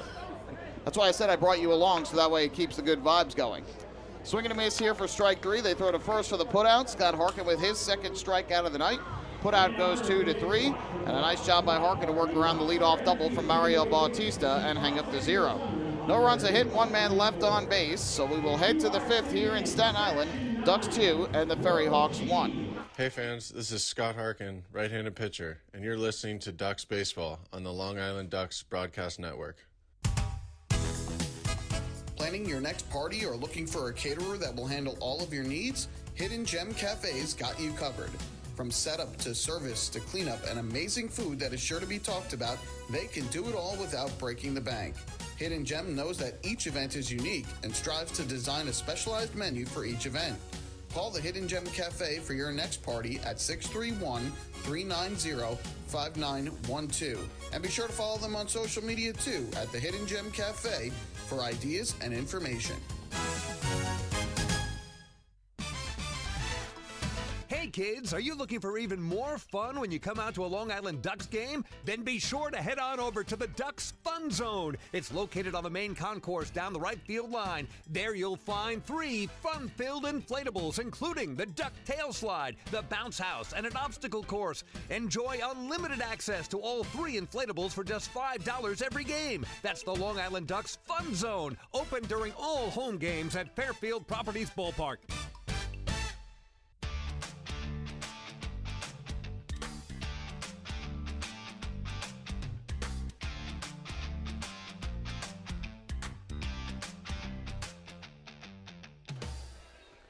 Well, we make our way to the top half of inning number 5, which means it's Mike Moore's favorite time of the broadcast, and that means 5th inning trivia time, where we will test your knowledge of the Long Island Ducks, the Atlantic League, and baseball as a whole. Of course, we talk about that this is Mike Moore's favorite time because it's usually the time that he likes to be a little bit of a cheater and Google search or Use Baseball Reference or any of those other sites to come up with answers. David Weiss, our colleague in the broadcast booth, even called you out on it in last night's game on our YouTube feed, so I'm not the only one who thinks it. Ground ball here to third base, fielded by Betancourt. He fires to first, and on one pitch, Vladimir Frias is retired. He's now 0 for 3 with a run scored tonight, and there's one away. Anything you want to say to defend yourself before we get to tonight's trivia? Well, the fans can't see it, but you can. There is no computer in front of me right now here in the broadcast booth. I do have my phone, but I'm putting it away to the side, so okay, we'll see. Okay. No cheating from Mike tonight. We'll make sure of it. Well, this ballpark, as we've talked about before, used to be the home of the Staten Island Yankees in the New York Penn League. It opened back in 2001. Deaza rips one foul, first base side for strike one. Now known as Staten Island University Hospital Community Park, but it had two names previously before that. The ballpark at St. George is one, and its most notable name, which was Richmond County Bank Ballpark. The Staten Island Yankees, of course, had a geographical rival as well that played in their same league. That's of course, the Brooklyn Cyclones. They play over in Coney Island in Queens. 0-1. Breaking ball drops in for a strike, 0-2. They currently play at Maimonides Park in Coney Island. But that ballpark has also had two previous names to it, aside from Maimonides Park. So our question to you, what were the two other names that the Brooklyn Cyclones home was called other than its current name of Maimonides Park? We'll give you partial credit if you get one of the two, but you'll get full credit if you can name them both. So think about it, and we will give you the answer in the bottom of this fifth inning. I may have one. Okay. So would I get partial credit like you said? Yes. Or? Okay. Yeah, I'll give you partial credit and actual credit since you're not cheating this time, barring that you don't pull your phone out. Deaza lifts a fly ball to shallow left. Moving in and making the catch is Joseph Monhay. Deaza retired for the first time tonight. He had singled in the first and scored, walked and stole a base in the third. So now two down, bases empty. That'll bring up the first baseman, Sam Travis. And Michael, just going back to the reference you made last inning about the upcoming homestand, a season-long 10-game homestand, I saw those beach towels. And if you want to be the coolest person around, whether you're sitting by the pool or at the beaches, you need this towel. Yeah. It is a gem of a towel. If you go to the Ducks website now and check out the upcoming game preview story for that one, you can see a picture of it, but it looks spectacular and definitely will be a highly sought-after giveaway item. Of course, then you got fireworks the next night, the Sunday Family Fun Day, and of course a Father's Day barbecue, which you can enjoy if you come out to the ballpark on June the 19th. There's a special package available for purchase, which includes a 90-minute all-you-can-eat pregame feast in the picnic area down the left field line, and of course a ticket to enjoy the game with Sunday Fun Day activities. You can have a catch on the field before the game, run the bases after the game, all courtesy of Bethpage Federal Credit Union. Should be a fun weekend. Good times every time. Every time. 1-1 here is a mile-high pop-up in the air to shallow left center. Going out is Aguilar. Coming in is Cespedes. It's Ricardo Cespedes who makes the catch for the first time tonight. Ducks are retired and in order. Anthony Auletta sets them down 1-2-3 in the fifth, which means we'll go to the bottom of the fifth. We're halfway through. Ducks 2, the FerryHawks 1. Hey fans, this is outfielder Dustin Woodcock, and you're listening to Ducks Baseball on the Long Island Ducks Broadcast Network. Millennium Container Service is fulfilling the needs of businesses and homes across Long Island. They provide waste and recycling services, plus a variety of dumpster rental options for any project. Millennium Container Service offers convenient, on-time deliveries and pickups, as well as daily, weekly, and monthly commercial service. Need a quote? Call 516-826-5544 or visit millenniumcontainer.com. Millennium Container Service. Keep your home and business clean. Want an awesome birthday without all the hassle? Book your Kona Ice birthday party with the Ducks today. 2 brand new packages are now available, including our exclusive game room suite. Along with enjoying an exciting Ducks game, your birthday child and his or her friends will have a blast playing video games on Nintendo Switch, Xbox, and PlayStation 4 in their very own private luxury suite. Plus, they'll be treated to food, beverages, snacks, and much more. Kona Ice birthday parties with the Long Island Ducks, the party of a lifetime.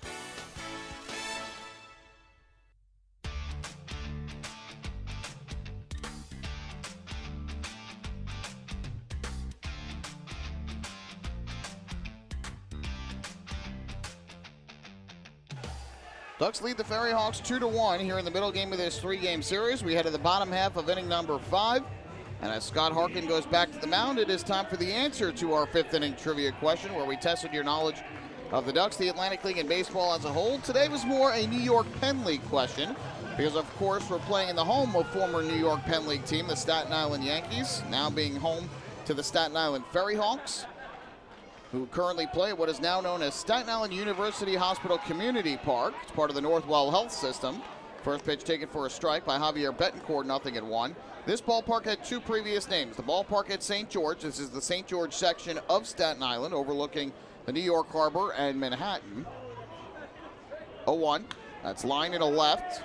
Racing in L.J. Mazzilli, and he'll make the head-high catch. So Betancourt retired. He had singled his first time up 1 away. It was also known as Richmond County Bank Ballpark. The rivals of the Staten Island Yankees, the Brooklyn Cyclones, play on Coney Island, and they currently play at Maimonides Park. They have had a ballpark that has had 2 previous names as well, and we asked you what the 2 previous names were. First pitch here is grounded foul. We had 1 guess on our YouTube feed by Glenn P., and he was 100% correct. Before I give you the answers, Mike Moore, we want to know what your answers were. Well, several times being on the Belt Parkway, I thought I had seen a little sign pointing in the direction towards Coney Island, and I had MCU Park. Ding, ding, ding. You are correct. MCU Park was the most recent name before Maimonides Park. It became MCU Park in 2010, held that name until 2021 when it converted to Maimonides Park. Good fastball swung on and missed here for strike 3. Down swinging is Joseph Monhay, the second time he has struck out tonight. 3rd K for Harkin. Any guesses on the other one? I'll take the partial credit that you were giving me. Okay, so you're going to settle for 50%. Yes. Okay, fair enough. Glenn P. had the correct answer. Keyspan Park was the first ever name of the Brooklyn Cyclones home ballpark. They had that name from 2001 through 2009, then became MCU Park for a decade, and then became Maimonides Park. Here a line drive to center. Rusney Castillo right there to make the catch. And a very quick and easy 1-2-3 inning for Scott Harkin. He needed just 5 pitches to retire the FerryHawks in order, and that is a PSEG Long Island energy efficient inning. With energy efficiency programs from PSEG Long Island, saving on your electric bill is also as easy as 1, 2, 3. Visit PSEGLINY.com/efficiency. It's just one more way PSEG Long Island is making things work for you. Hey fans, this is Scott Harkin, right-handed pitcher, and you're listening to Ducks Baseball on the Long Island Ducks Broadcast Network. PSCG Long Island wants you to know how to save energy and money in your home. Did you know energy-efficient appliances can use up to 25% less energy? Here's how to save. PSCG Long Island offers money-saving rebates when you purchase Energy Star appliances. Discover how a little energy efficiency know-how can mean savings in your home. Find more energy efficiency tips, tools, and money-saving rebates at pscgliny.com/save money. Want an awesome birthday without all the hassle? Book your Kona Ice birthday party with the Ducks today. 2 brand new packages are now available, including our exclusive game room suite. Along with enjoying an exciting Ducks game, your birthday child and his or her friends will have a blast playing video games on Nintendo Switch, Xbox, and PlayStation 4 in their very own private luxury suite. Plus, they'll be treated to food, beverages, snacks, and much more. Kona Ice birthday parties with the Long Island Ducks, the party of a lifetime. Hey fans, this is pitcher Joe Iorio, and you're listening to Ducks Baseball on the Long Island Ducks Broadcast Network. Sayville Ford, the no-fees dealer, has been family-owned and operated for 65 years. Visit their spacious showroom to choose from a giant inventory of new, pre-owned, and commercial vehicles with a free 10-year, 100,000-mile powertrain limited warranty included. Some exclusions apply. Plus, they offer top dollar for trades, and their service department is open until 1 a.m. on weekdays. Sayville Ford, Long Island's Ford giant, is conveniently located off exit 50 on Sunrise Highway, or visit SayvilleFord.com for more information.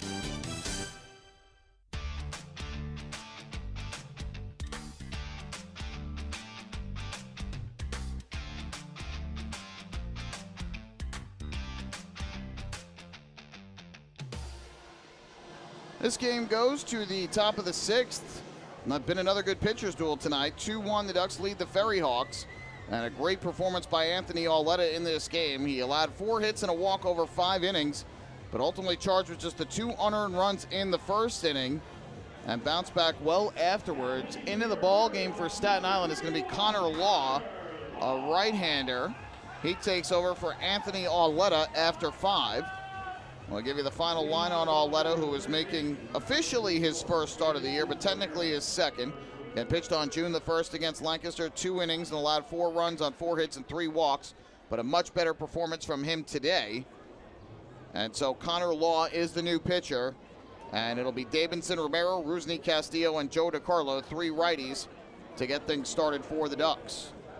First pitch of the 6th inning is taken for a strike by Romero, 0-1. Romero 0 for 2 in the game. He has struck out looking and flied to center in his 2 at-bats.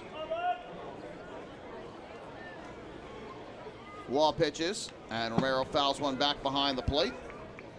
And quickly the Ducks' third baseman behind 0-2. So 5 innings for Auletta, 4 hits, 2 runs, none earned. He walked 1 and struck out 5, and he threw 72 pitches, 47 for strikes. Staten Island hoped he could give them 5 innings so they wouldn't lose the DH. That has happened.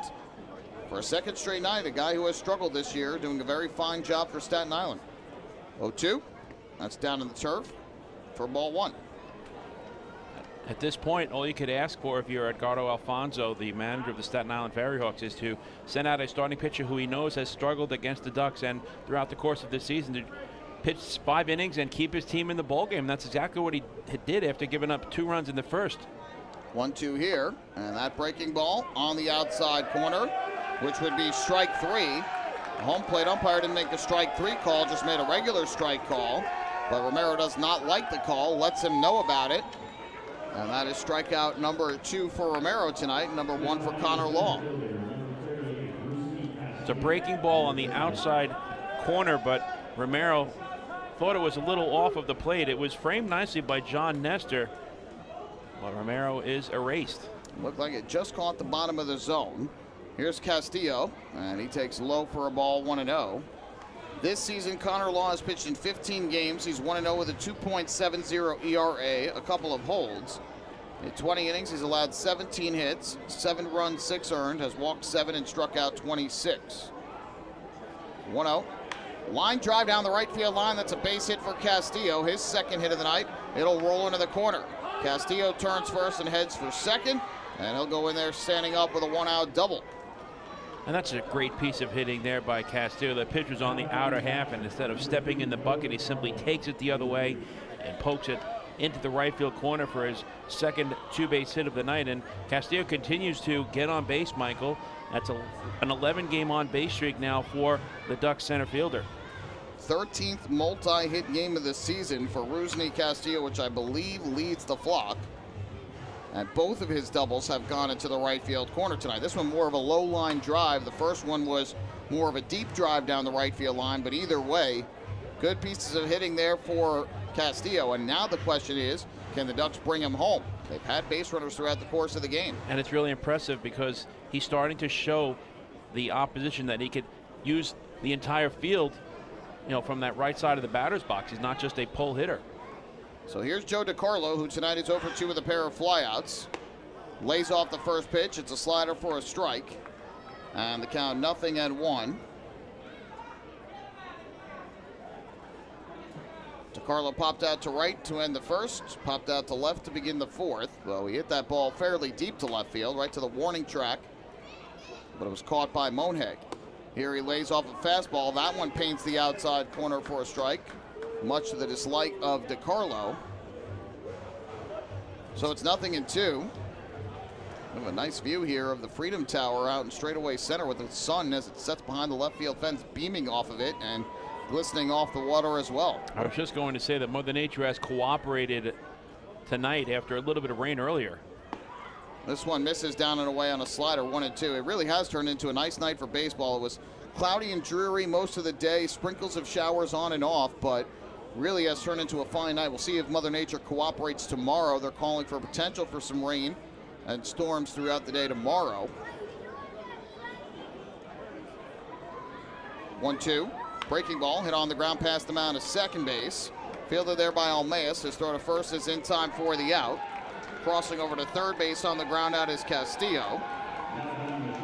So now a runner at third base with 2 down in the inning. And that is going to leave it up to the shortstop and 8-hitter Devin Marrero, who has struck out twice. Probably happy to see Auletta out of the game, as both times went down swinging in the 2nd and 4th inning. So Law trying to work around the 1-out double by Castillo. First pitch coming up here to Devin Marrero. And it swung on and missed. Late on the fastball was Marrero, 0-1. Boy, Michael, you're exactly right, though. The sun is shining right on the Freedom Tower, and then the glare heads into the river. It's picturesque right now. And it looks like it's just that building that the sun is Yes. hitting. You don't see it on any other building, just that one. Incredible. Beautiful. 0-1. It's taken up and away. 1 ball, 1 strike.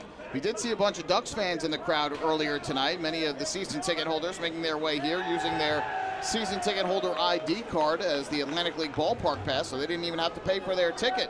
They just come on out, show that ID card, and they can watch the game for free. And season ticket holders of any Atlantic League team could do that at any ALPB ballpark. Foul ball down the right field line out of play. That'll move the count to 1-2. And I think for the most part, they were predominantly saying that this was a lovely place to watch a ball game. Nice ballpark, nice view, of course. That's the first thing everybody sees when they come here. The good news I heard from most is that traffic wasn't too bad getting out here. Which, I mean, for us yesterday from our ballpark on Long Island to here, it took us about an hour and a half, which I'll sign up for that any day of the week. There have been times where it's taken over 3 hours just to get to the Verrazano Bridge from there. 1-2, hit on the ground weakly to short. Fielded there by Angel Aguilar. His throw over to first is in time. And that will retire the side. Connor Law able to work around the 1-out double off the bat of Rusney Castillo. And he keeps the Ducks off the scoreboard. No runs a hit, 1 man left to the bottom of the 6th, 2-1 Ducks. Hey fans, this is catcher Joe DiCarlo, and you're listening to Ducks Baseball on the Long Island Ducks Broadcast Network. This is it. Check it out. See what everyone's talking about. Let Nicolak Pavers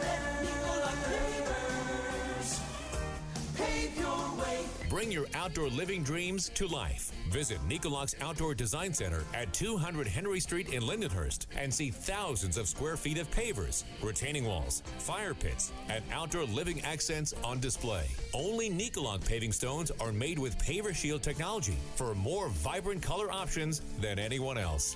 Visit Nicolak.com to request a free sample or their Outdoor Design Center at 200 Henry Street in Lindenhurst. Nicolak. Ask for it by name. You'll see the difference. Visit Nicolak.com. That's Nicolak.com. Let Nicolak Pavers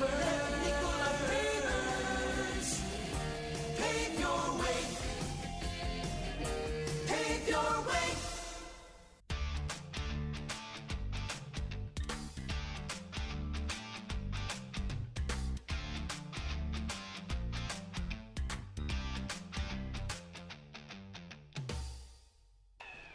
Well, fans, don't forget to stop by the Waddle Inn Shop on your next visit to Fairfield Properties Ballpark, where exclusive, hard-to-find Ducks memorabilia is now on sale. Proceeds benefit the Quacker Jack Foundation, the charitable arm of the Long Island Ducks. Michael Pollock alongside Mike Moore. We make our way to the bottom half of inning number 6. Here in the middle game of this 3-game series, Ducks clinging to a 2-1 lead. All of the runs coming in the first inning. It's been zeros ever since in the run column.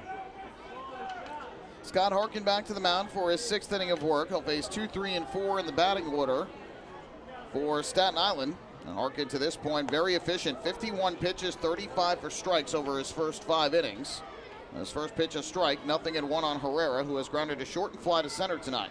And as you said in the final at bat to Cespedes in the 5th, not a lot of pitches needed for Scott Harkin in that 1-2-3 frame, and he's throwing strikes early here in the 6th as well. He said he had 70% of his pitches for strikes the last time he faced these FerryHawks. Here a little warm burner to second, fielded by Frias. He throws to first for the out. And Herrera retired for the first out here in the 6th. And you know, Michael, unless Scott Harkin's contract is purchased, he's going to see this Staten Island FerryHawks team quite a bit this year. There's 34 head-to-head meetings between the Ducks and the FerryHawks this season, and you start to develop a familiarity with the opposition and what you should throw when you're facing them. And Scott Harkin's doing a very good job after a pretty impressive start his first time against Staten Island this year. So after this series is over, they will have played 9 times this year, assuming they play today and tomorrow. And today, obviously, we know is now an official game. This pitch misses outside for a ball. It's 1-0. So that means there's still 25 games remaining between the two teams in this year's season series after this weekend. Breaking ball misses inside here for ball 2 to Angel Aguilar, who is responsible for the lone Staten Island run tonight, a long solo home run to left center field in between the scoreboard and the batter's eye back in the first inning. Here he takes a fastball that just missed the inside corner. Good looking pitch from Harkin, but they say it's inside, and now 3-0. Harkin has not walked a batter in this game. He has struck out 3 and has given up 5 hits on the night. That fastball on the outside corner for strike 1. Harkin has gone more than 5 innings twice. He went 7 innings in consecutive starts. May 15th against High Point, May 21st at Southern Maryland. Foul ball here to the first base side, out of play. But had been battling some illness, which limited him to 5 innings on May 26th against Southern Maryland, and then in his first start after he only went 5 innings as well. This one on the ground, a second again for Frias. Fields it cleanly, throws to first. Back-to-back groundouts to second by Herrera and Aguilar. And with 2 away in the 6th, that'll leave it up to the right fielder, Mario Bautista. That's 8 in a row now retired by Harkin, and 10 of the last 11 overall. And he has a pair of quality starts already this season, looking for another here tonight. And you know that he's doing well when he's picking up ground ball outs, because the opposition is just pounding that fastball and slider into the ground. So 2 down, the bag's empty. Here's Bautista. First pitch, breaking balls up and inside for ball 1. I talked with Mark Wiedemeyer, the pitching coach, before the game. He gave me his 4 keys to pitching: work fast, throw strikes, hold runners close, change speeds. And it seems like of late, Harkin has been doing all 4 of those. Swing and a miss here at a breaking ball, the count 1-1, specifically working fast, throwing strikes, and changing speeds. He hasn't had too many runners where they could go and try and steal. They did catch one guy stealing earlier tonight, but he's really living up to that bill over his last now 5 starts. 1-1. Fastball strike inside corner. Good pitch there from Harkin, and he's ahead of Bautista 1-2. And there's a perfect example. He started Bautista with the fastball, fell behind, and then went to the changeup and had him way out in front, and then the fastball again gets him ahead. 1-2 here. Big breaking ball, swung on and missed, strike 3. Talk about changing speeds. 4th strikeout of the night for Scott Harkin. Back-to-back 1, 2, 3 innings, and 9 in a row retired by the Long Island Ducks righty. Mike, it was great to have you here in the broadcast booth once again. I know there wasn't a ton of action on the field, but it's always a pleasure. Glad you got your 50% on the trivia. Yes, thank you very much, Michael. A 500 batting average will go a long way in your professional career. Hall of Famer. Hall of Famer right there. Thank you. To the 7th we go, 2-1 Ducks. Hey fans, this is right-handed pitcher Chad Hawken, and you're listening to Ducks Baseball on the Long Island Ducks Broadcast Network. When we see Long Island, we see you. Because at Catholic Health, we know that it's your remarkable lives that breathe life into our island. So at every Catholic Health hospital, practice, and care facility, we're able to provide the highest quality, most innovative care for your body, because our culture cherishes your humanity. Long live Long Island. Take your group out to the game this season and enjoy all the fun of Ducks baseball at discounted prices with the picnic area, luxury suites, party deck, and so much more. Bringing your group to the game will be an unforgettable experience. The Ducks even offer opportunities to sing the national anthem, serve as the Ridgewood Savings Bank color guard, be the Nickolock Dream Team, or put on a pregame performance. To book your outing today, call 631-940-3825 and ask for the group sales department. Long Island Ducks baseball. Good times every time.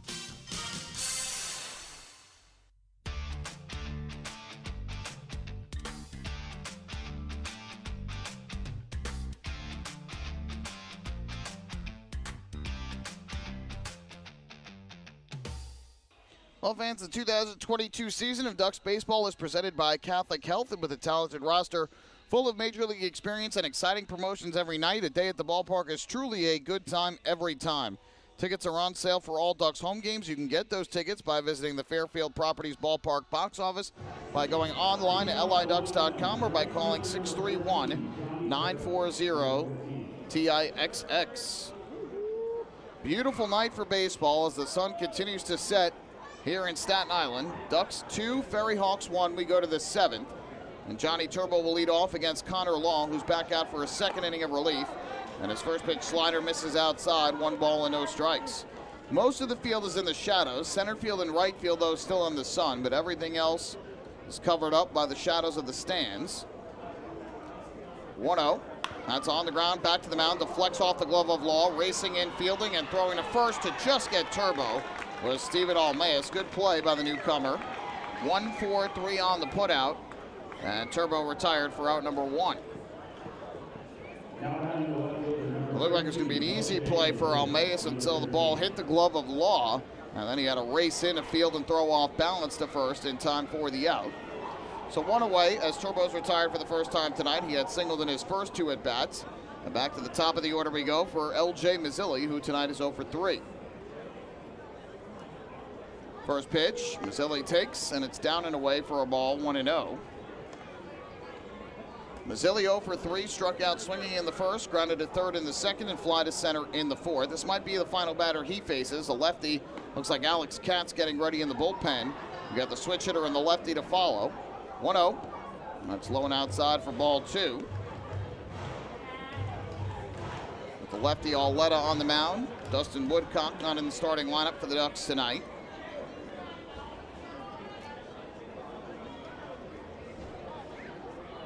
Kicking the pitch. That's down and away. Good eye by Mazzilli. He's ahead at 3-0. Trying to work his way aboard via the walk before Vladimir Frias comes up to the plate.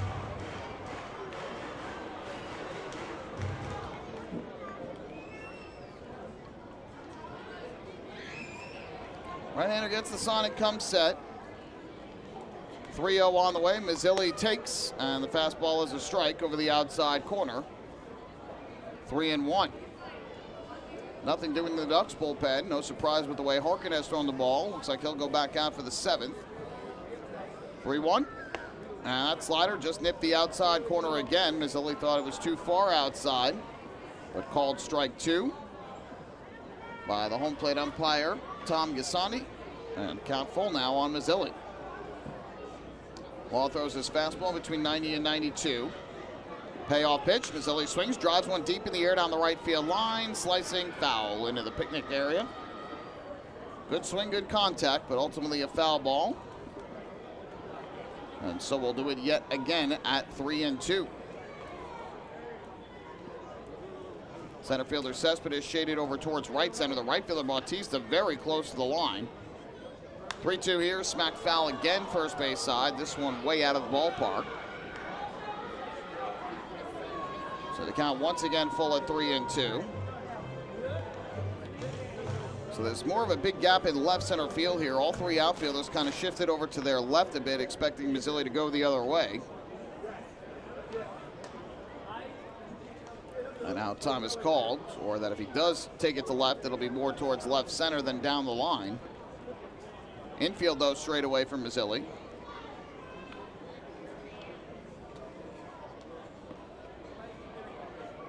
Payoff pitch once again, and Mazzilli takes the fastball upstairs for ball 4. So there is the second walk of the night issued by a FerryHawk pitcher, the first for Connor Law. We're celebrating another First National Bank LI walk to first, go far. And now up to the plate will step Vladimir Frias with 1 on and 1 out. Ricardo Alfonso, the manager for Staten Island, remaining on the top step of the dugout, but does not look like he will change pitchers here. And will allow Frias instead to bat from the left side. Frias actually this year has been batting better right-handed than he has been left-handed, which is the opposite of what we've typically seen from him throughout his Ducks career.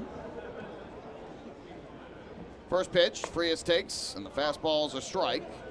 Outside corner, 0-1. The lights have come on here at the ballpark. Again, still a bright sky, but starting to get darker with the shadows as the sun sets.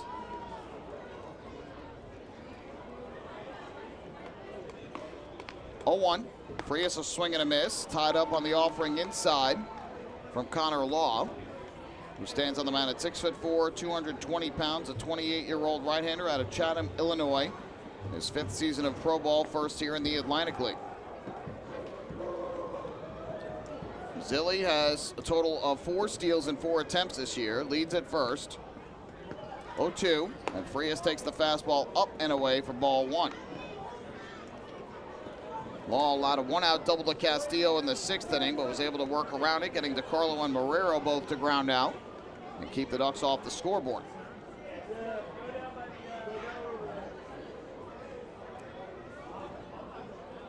One-two pitch.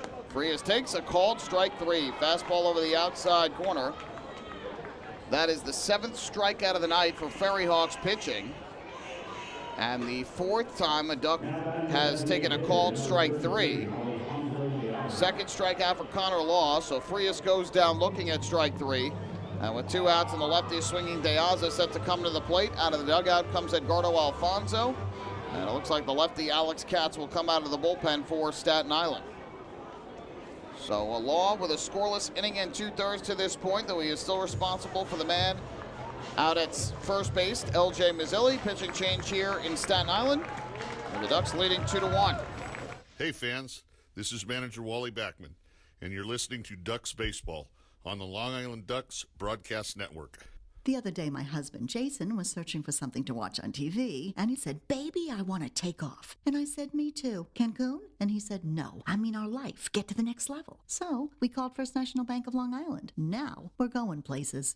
With access to local decision makers who are known for highly personalized service, First National is the bank that always puts you first. Newsweek named us the best small bank in New York State. Let's connect at fnbli.com. First National. Go first. Go far. First National Bank of Long Island, member FDIC. Take your group out to the game this season and enjoy all the fun of Ducks baseball at discounted prices with the picnic area, luxury suites, party deck, and so much more. Bringing your group to the game will be an unforgettable experience. The Ducks even offer opportunities to sing the national anthem, serve as the Ridgewood Savings Bank color guard, be the Nicolak Dream Team, or put on a pregame performance. To book your outing today, call 631-940-3825 and ask for the group sales department. Long Island Ducks baseball. Good times every time. Morning, Dan. How was your weekend? Oh, it was awesome. I took my family to a Ducks game and had a blast. The seats were great. We ate a ton of food, and the Ducks won. They even had amazing fireworks. Oh, yeah, they got a good thing going on there. I took friends to Thirsty Thursday a couple weeks ago and had too much fun. They should totally use us in one of their radio spots. You mean like the one we're doing right now? Sure, that works. Ducks Baseball. Good times every time. Get tickets at liducks.com.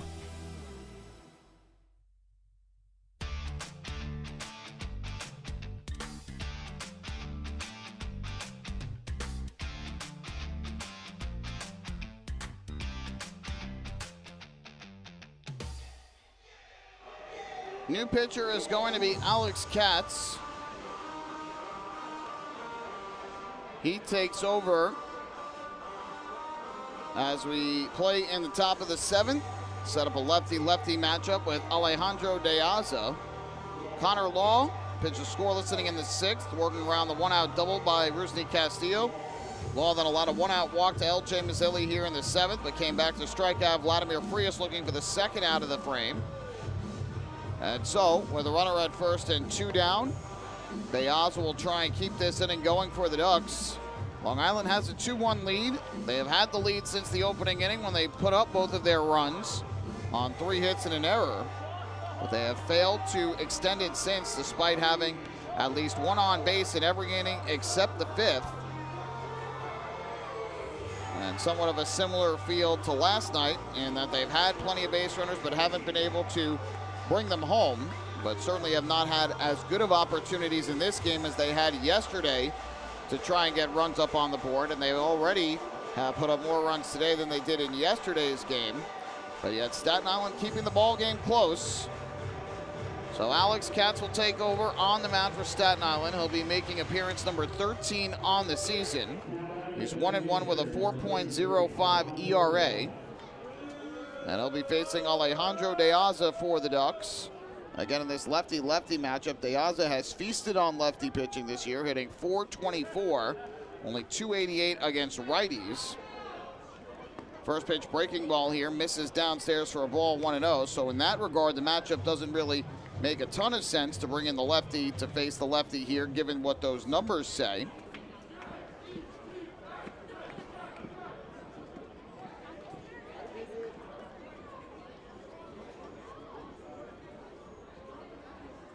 Throw over to first. Back safely there is L.J. Mazzilli. Katz, though, has held lefties to a 133 batting average this season. But he's also held righties to just a 176 batting average. And Mazzilli 4 for 4 in the stolen base department. Fastball here is a strike over the outside corner, so that'll even things up at 1-1.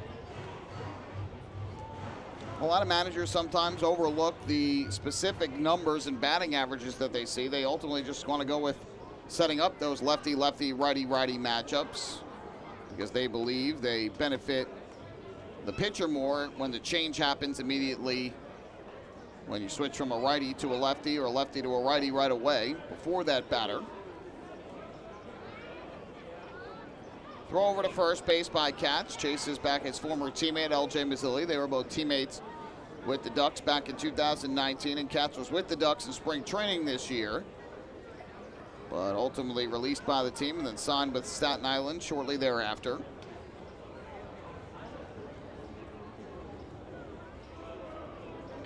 One to De Aza.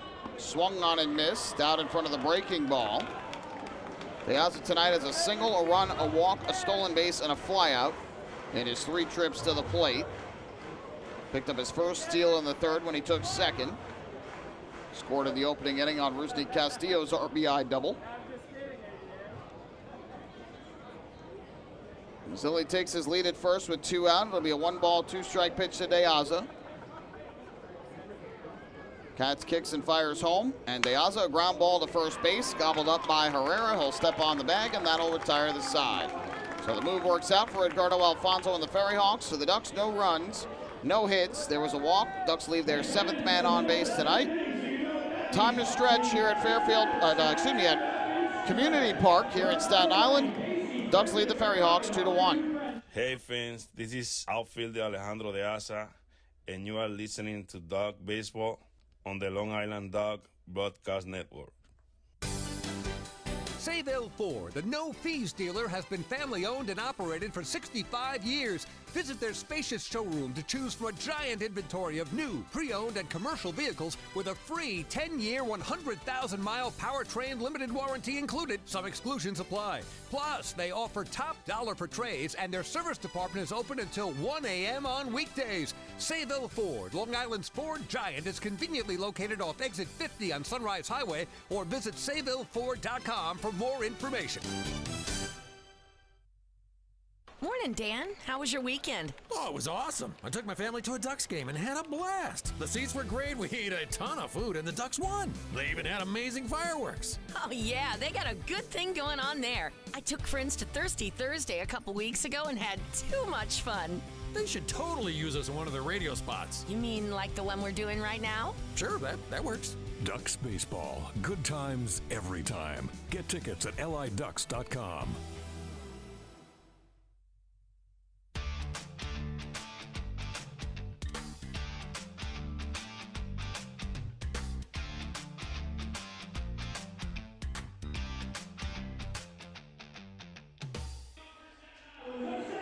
Ducks lead the FerryHawks 2-1. We go to the bottom half of the 7th inning. Back-to-back pitchers duels to begin this series. Last night it was Stephen Tarpley who dominated for the Ducks. Anthony Rodriguez pitched fairly well for the FerryHawks, and then the bullpen was great for Staten Island. First pitch here swung on and missed for strike 1 by Steven Almeas leading off the 7th. Tonight Scott Harkin has been pitching very well for Long Island. Almeas takes a slider down and away, 1-1. 6 innings of 1-run ball thus far. He's allowed 5 hits, has yet to walk a batter, and has struck out 4. Long Island put up a 2-spot for him early, but has yet to been able to extend that lead. Ground ball hit to the left side here. Romero to his left will field and throw on the run, and the throw is in time for the out. So Steven Almeas with the ground out to third. He's now 1 for 3 on the night, and there's one away here in the bottom of the 7th. Take a look at the out-of-town scores. Get you caught up in action around the Atlantic League and the major leagues tonight. We'll start in Gastonia. Honey Hunters hosting the Rockers in another rivalry series. That game 1-1 in the middle of the 5th inning. Fouled back to the screen here behind home plate for strike number 1 by John Nestor. Jake Roman with his 6th home run of the year for Gastonia. Jerry Downs has the lone RBI for High Point in that ball game. Again, Ducks will head down to North Carolina following the game tomorrow, and they will open up a 3-game series with the Rockers on Tuesday after they enjoy an off day on Monday. 0-1, skied high in the air to right center field. Over to his right, Johnny Turbo. He'll make the catch. John Nestor is retired for the 3rd time tonight. He's 0 for 3. Now with 2 away, that'll leave it up to the DH Junior Santana.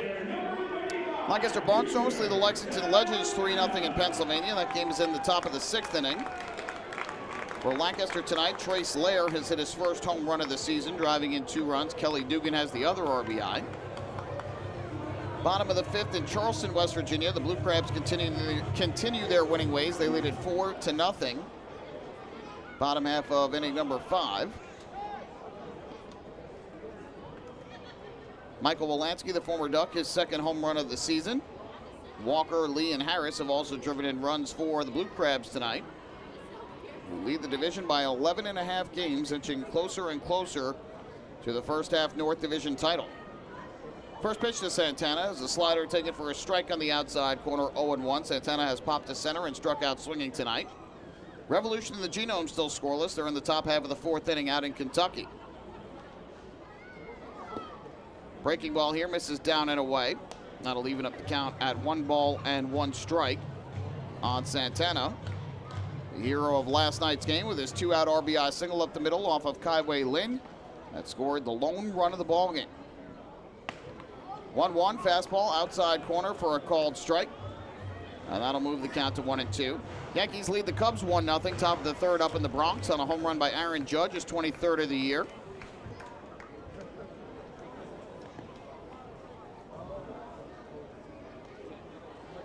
Harkin comes set. His 1-2 pitch, swing and a miss for strike 3. Scott Harkin with another nasty slider. His 5th strikeout of the night, all of which have been swinging. And Scott Harkin is through 7 innings of 1-run ball here this evening in Staten Island. On to the 8th inning we go here in the middle game of this 3-game series. Ducks 2, FerryHawks 1. Hey fan, this is pitcher Anderson De Leon, and you're listening to Duck Baseball on Long Island Ducks Broadcast Network. Last night I told my husband, baby, I'm ready to grow. And he said, are we having a baby? I said, no, but I do want to expand our business. So First National Bank of Long Island really delivered. At First National, we offer competitive rates in the financing you need and access to expert local lenders. We also underwrite and service every loan. Let's connect at fnbli.com. First National. Go first. Go far. The First National Bank of Long Island, member FDIC, equal opportunity lender, equal housing lender. Loan subject to credit approval. The Waddle Inn Shop is your home for everything Ducks baseball. The team store is full of official Long Island Ducks merchandise, great gifts, hard-to-find memorabilia, team apparel, and so much more. You can even get your favorite name and number put on the back of your very own Ducks jersey. Celebrate Waddle Inn Wednesday as well, with exclusive deals in store during every Wednesday home game. Visit the Waddle Inn Shop today at Fairfield Properties Ballpark or shop online anytime at liducks.com. Hey, Hey Ducks fans, the official hotel of the Long Island Ducks is the Radisson Hotel Hauppauge, Long Island. It's centrally located on the north shore of Long Island and offers a home away from home for both business and leisure guests. The Radisson Hotel Hauppauge, Long Island features an indoor pool, 24-hour business center, a fitness center, and complimentary Wi-Fi in all guest rooms. Enjoy the contemporary American cuisine at the Fountain Grill restaurant or grab a quick bite to eat at Cafe Pronto. And best of all, it's only minutes away from Bethpage Ballpark. The Radisson Hotel Hauppauge, Long Island, the official hotel of the Long Island Ducks. Call 631-231-1100 today. That's 631-231-1100. Hey kids, are you looking for even more fun?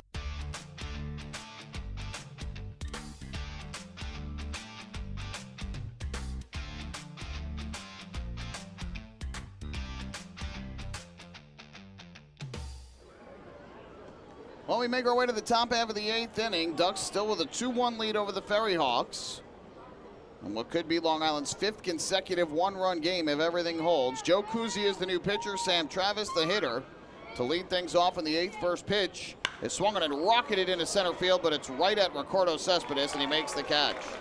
Travis all over that first pitch from Kuzia, hit it about as hard as you could hit it, but hit it right at Cespedes. That's kind of how it's been going of late at times to the Ducks offense. So there's the first out. Stephen Tarpley talked about it a lot during our pregame interview today, that it's been unfortunate the Ducks have had a lot of good at-bats in his estimation. He feels like they have put together some very hard-hit baseballs at points. They've just been hit right at guys, or some great plays have been made against him. And there, Travis hit it about as hard as you could, but hit it right at Cespedes. Now Davidson Romero to the plate, and he takes the first pitch outside for a ball, 1-0. So Connor Logos, an inning and 2/3, allows a hit and a walk, strikes out 2, 29 pitches, and threw 18 of them for strikes.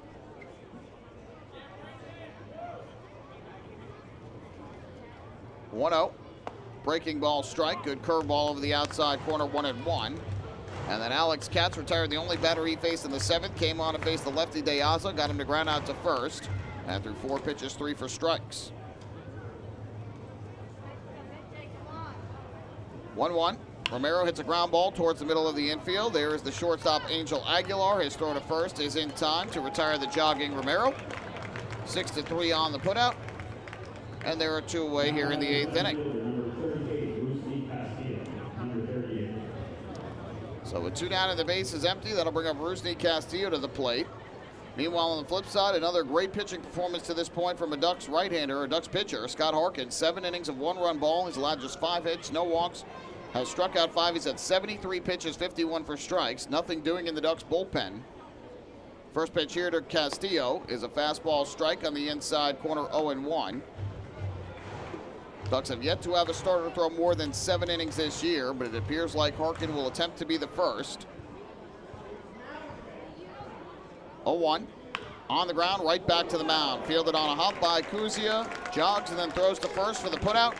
Rusney Castillo retired on the ground ball. And a very quick and easy 1-2-3 inning for Joe Kuzia in the 8th. On to the bottom of the 8th we go. It is Long Island 2, Staten Island 1. Hey fans, this is shortstop Devin Marrero, and you're listening to Ducks Baseball on the Long Island Ducks Broadcast Network.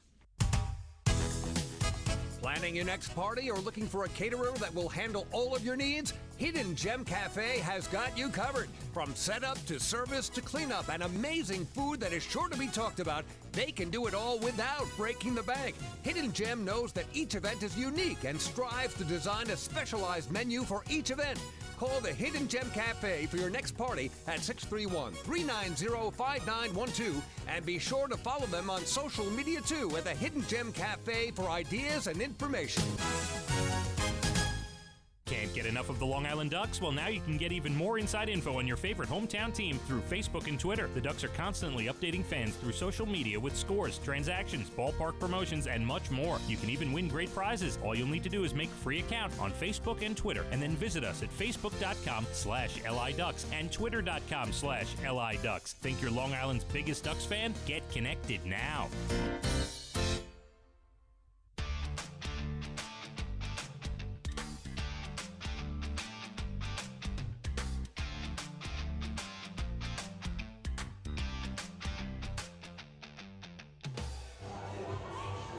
2-1 ball game still. The Ducks leading the FerryHawks as we head to the bottom of the 8th. Scott Harkin back to the mound once again for Long Island. And he will head to pitch his 8th inning of this ball game. He'll face 8, 9, and 1 in the order here. Javier Betancourt to start, then Joseph Monje and Ricardo Cespedes after. And we're missing an outfielder here. L.J. Mazzilli just got his glove and now will make his way out to left field.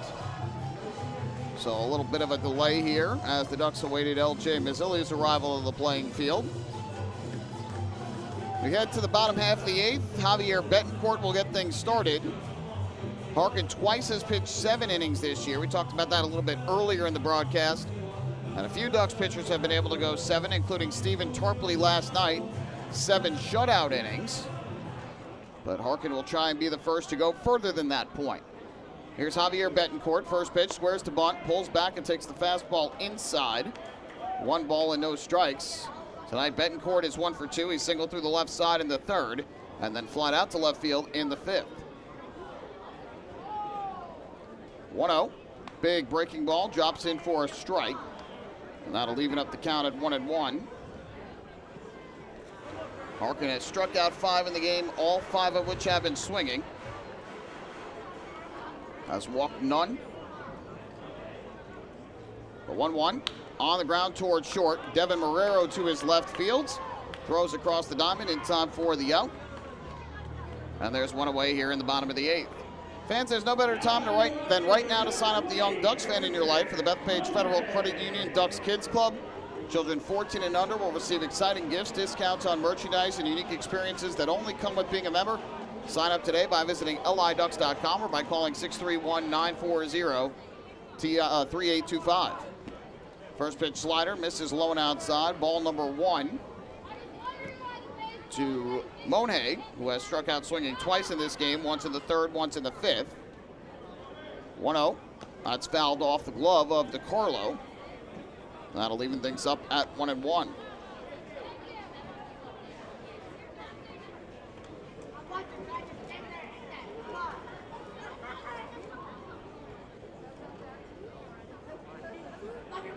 One ball, 1 strike pitch. That's line into left. Racing in is Mazzilli. He's going to have to play it on a hop. Joseph Monje with a single. And that breaks a string of 13 in a row retired by Scott Harkin. The last FerryHawk to reach was Mario Bautista in the 4th with a leadoff double. Harkin came back to retire the next 3 after that, set the side down in order in the 5th, 6th, and 7th, and recorded the first out here in the 8th. Before that, base hit by Monje, who has good speed, so the Ducks will have to pay attention to him. Here's Ricardo Cespedes from the left side. First pitch swinging, and he fouls it off to the 3rd base side and out of play. 0-1. And with that base hit, now the Ducks bullpen has gotten working. Ryan Meisinger is going to start to get loose for Long Island. Harkins 0-1. Runner goes for second. Pitch is low, and ball couldn't be fielded cleanly by DiCarlo. And so a stolen base for Monje, his 10th of the year in 10 attempts. Somewhat of a surprise not to see any throws over to first base there. Monje's speed certainly has been evident throughout the course of this season. And there got plenty good of a lead and was able to take off and make it in there safely to second base. So with that, out of the dugout comes Mark Wiedemeyer. He's had no reason to even give Scott Harkin a thought about visiting throughout the course of this game, but wants to make sure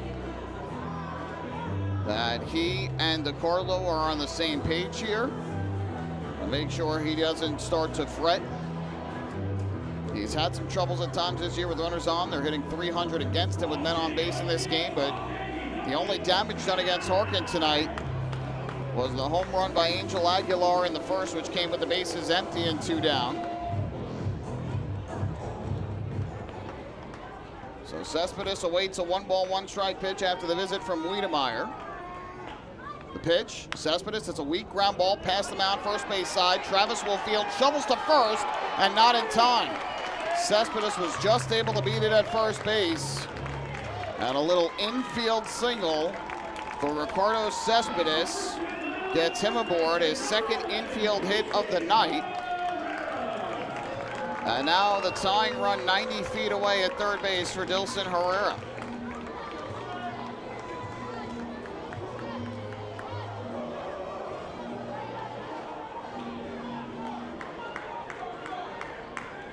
So now first and third with one out. The tying run at third, the go-ahead run at first. Here is Herrera, who is 0 for 3. Harkin's first pitch. Herrera takes low and outside. Good job by DiCarlo to keep it at home plate. And the count 1-0. Victor Campillon has started to get loose in the bullpen for Staten Island. A right-hander, their closer. 1-0 runner goes from first. Pitch is taken outside. The throw down to second base is low, and it gets past Frias and goes into center field. Scoring from third is Monhay, and down to second is Cespedes, and this game is tied at 2. A defensive mistake there by the Ducks. With a runner at third as the tying run, DiCarlo still tried to throw down to second base, but a poor throw down low, and Frias did not get his body in front of it. He tried to pick it out and could not field it cleanly. So a runner scores, Cespedes goes to second, and now the go-ahead run in scoring position with one out. Harkins 2-0. Breaking ball popped up in the air to the right side of the infield. Frias going out, Turbo coming in. Turbo will make the call and the catch. And there's the second out. Well, that will take starter Anthony Auletta off the hook for the loss today. As Staten Island puts their second run up on the scoreboard here in the 8th.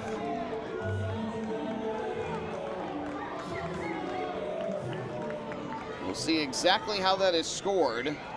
But with that, out of the dugout is going to come Lou Ford. And with Angel Aguilar coming to the plate, who homered off Harkin tonight, Ford is going to take the baseball from Harkin and give it to one of his relievers. And now Scott Harkin, who pitched an absolute gem here tonight, like Tarpley last night, not going to get a win because of the lack of run support that he has gotten from his offense. 7 2/3 innings of 2-run ball and a defensive mistake denying him of a chance at the win here today. Ryan Meisinger is going to come into the game for Long Island with a score now tied at 2. Hey fans, this is manager Wally Backman, and you're listening to Ducks Baseball on the Long Island Ducks Broadcast Network. The other day, my husband, Jason, was searching for something to watch on TV, and he said, "Baby, I want to take off." And I said, "Me too. Cancun?" And he said, "No, I mean our life. Get to the next level." So we called First National Bank of Long Island. Now we're going places. With access to local decision makers who are known for highly personalized service, First National is the bank that always puts you first. Newsweek named us the best small bank in New York State. Let's connect at fnbli.com. First National. Go first. Go far. First National Bank of Long Island, member FDIC. Take your group out to the game this season and enjoy all the fun of Ducks baseball at discounted prices with the picnic area, luxury suites, party deck, and so much more. Bringing your group to the game will be an unforgettable experience. The Ducks even offer opportunities to sing the national anthem, serve as the Ridgewood Savings Bank color guard, be the Nickolock Dream Team, or put on a pregame performance. To book your outing today, call 631-940-3825 and ask for the group sales department. Long Island Ducks baseball. Good times every time.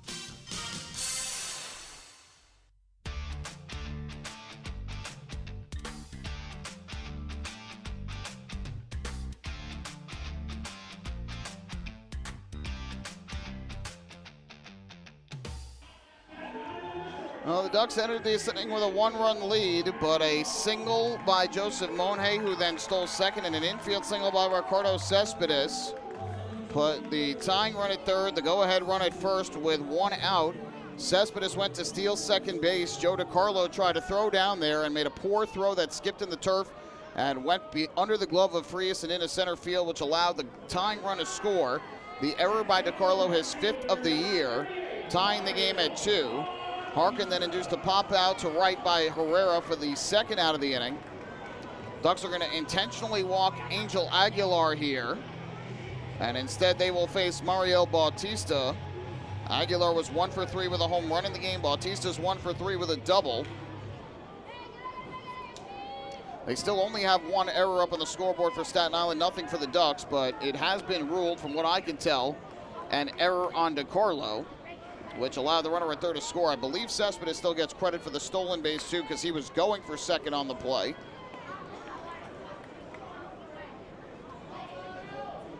(1-0). Bautista takes down and away, and Ryan Meisinger with 2 straight out of the strike zone after taking over for Harkin.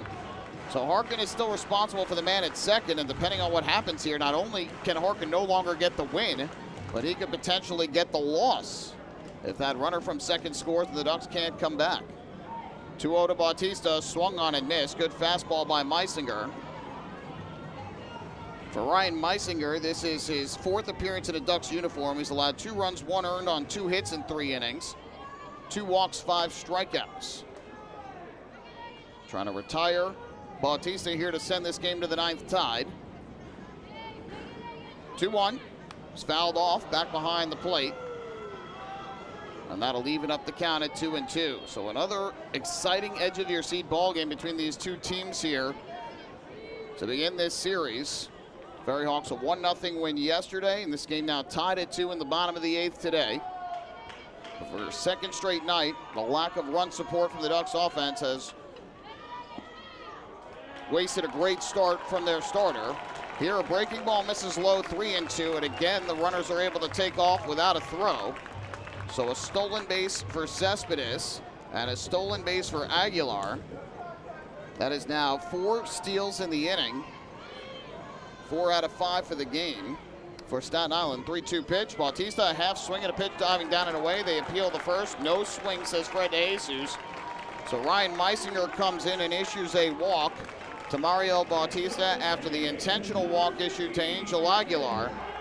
And now the bases are loaded with 2 down for the newcomer, Steven Almeas.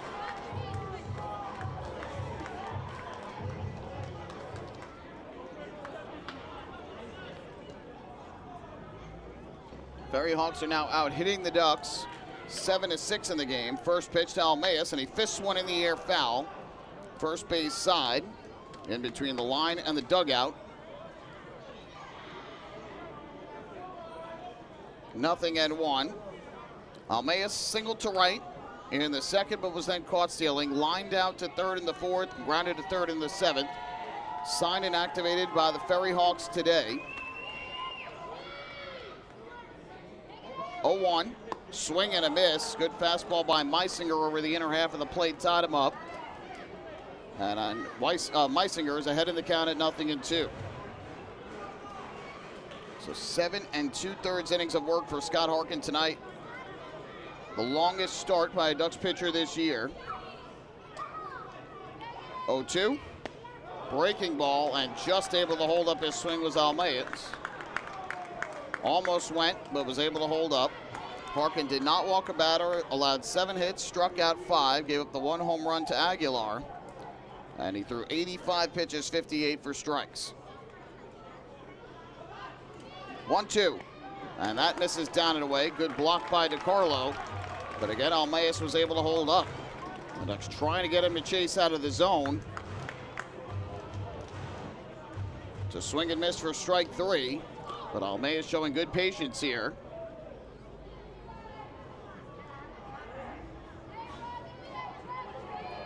2-2, swing and a foul ball. Went after the pitch inside and knocked it down off his leg. Almeas played in 2019 with AA Altoona and the Pirates organization. Hit .267, no homers, 2 RBIs in 12 games there. But did not play professionally since that point.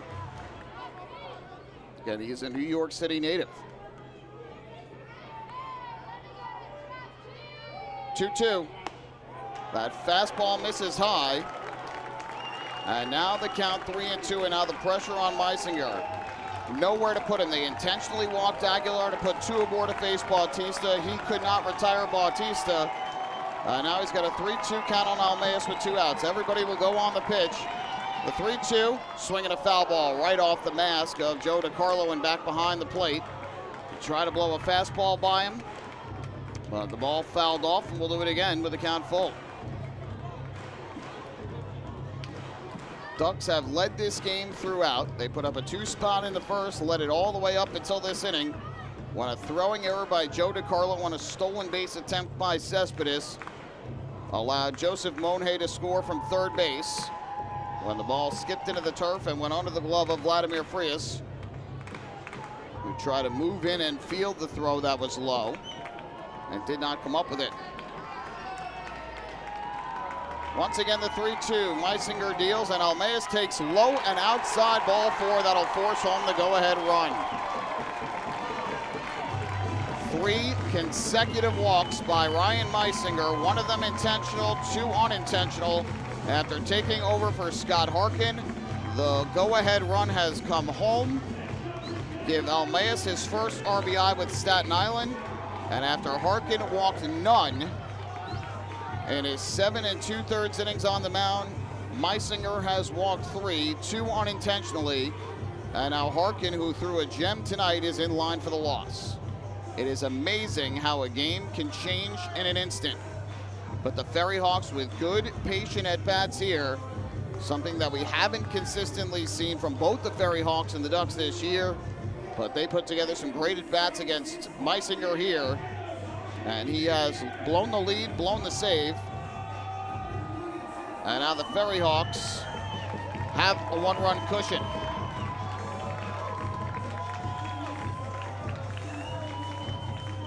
So, the bases are still loaded. 2 men still out. And now John Nestor, the catcher, will come up to the plate for Staten Island. Meisinger's first pitch to him is low and outside, almost lost by DiCarlo, but he is able to keep it at the plate. And the count 1-0. Meisinger, a former major leaguer, spent parts of 3 seasons in the big leagues with the Orioles, the Cardinals, and the Cubs. Which is scoreless inning his last time out, struck out 1 on June the 9th against York. And misses again here out of the zone, low for ball 2, it's 2-0. Ducks had nobody warming up in the bullpen up until this point, and now have started to get, looks like Cody Beckman, a lefty, getting loose in the bullpen.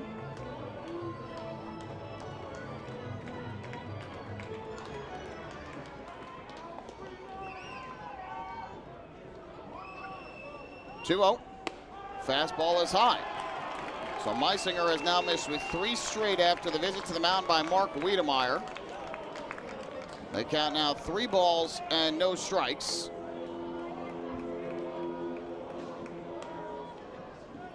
And another out of the zone would force home a 3rd run of the inning. Here's the 3-0, and that's low ball 4. Ryan Meisinger cannot find the strike zone here in the 8th. A 4th consecutive walk, 2nd straight to force home a run, and Staten Island now leads it 4-2.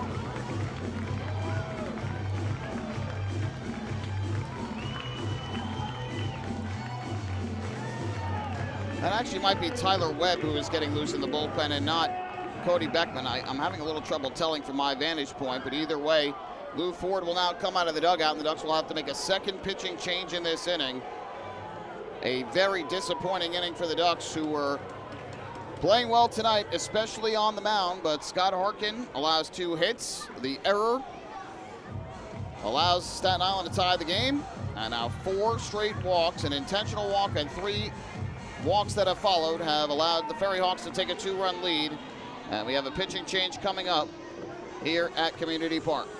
Hey fans, this is infielder Elgin Mazzilli, and you're listening to Ducks Baseball on the Long Island Ducks Broadcast Network. Planning your next party or looking for a caterer that will handle all of your needs? Hidden Gem Cafe has got you covered. From setup to service to cleanup and amazing food that is sure to be talked about, they can do it all without breaking the bank. Hidden Gem knows that each event is unique and strives to design a specialized menu for each event. Call the Hidden Gem Cafe for your next party at 631-390-5912, and be sure to follow them on social media too at the Hidden Gem Cafe for ideas and information. Hey kids, are you ready to be part of the coolest club in town? If so, sign up today for the Long Island Ducks Kids Club, presented by Bethpage Federal Credit Union. Children 14 and under will receive exclusive perks that only come with being a member, including a free ticket to a Ducks game, a free commemorative yearbook, 10% off at the Waddle Inn Shop, and much more. They'll also receive priority access to skip the line during Kids Run the Bases at all Sunday home games. Sign up today by visiting liducks.com or by calling 631-940-3825, and we'll see you at the ballpark. Morning, Dan. How was your weekend? Oh, it was awesome. I took my family to a Ducks game and had a blast. The seats were great. We ate a ton of food, and the Ducks won. They even had amazing fireworks. Oh, yeah, they got a good thing going on there. I took friends to Thirsty Thursday a couple weeks ago and had too much fun. They should totally use us in one of their radio spots. You mean like the one we're doing right now? Sure, that works. Ducks Baseball. Good times every time. Get tickets at liducks.com.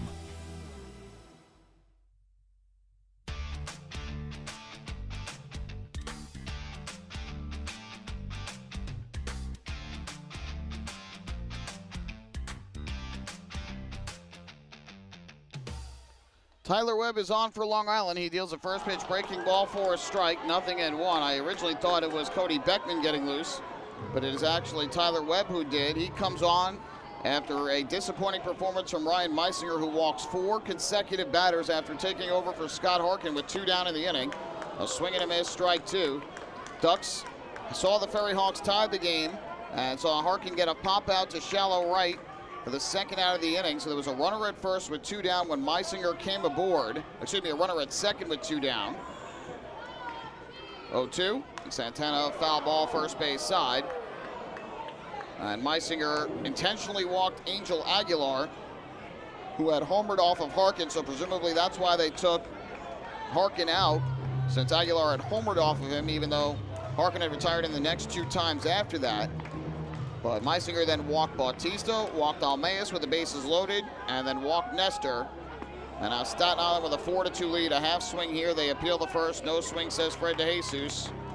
And the count goes to 1-2. And so now the Ducks, who came into this inning leading by a run, staring at a second consecutive defeat here in Staten Island.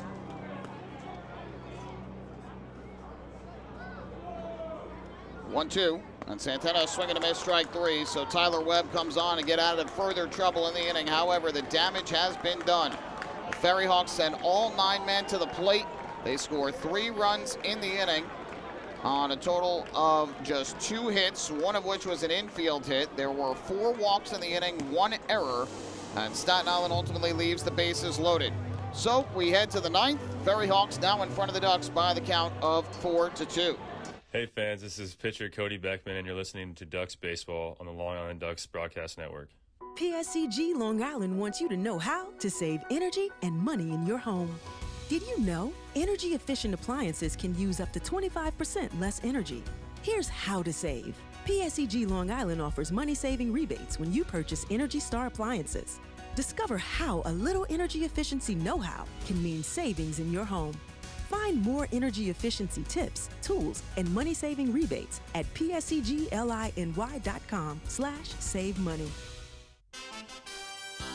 Want an awesome birthday without all the hassle?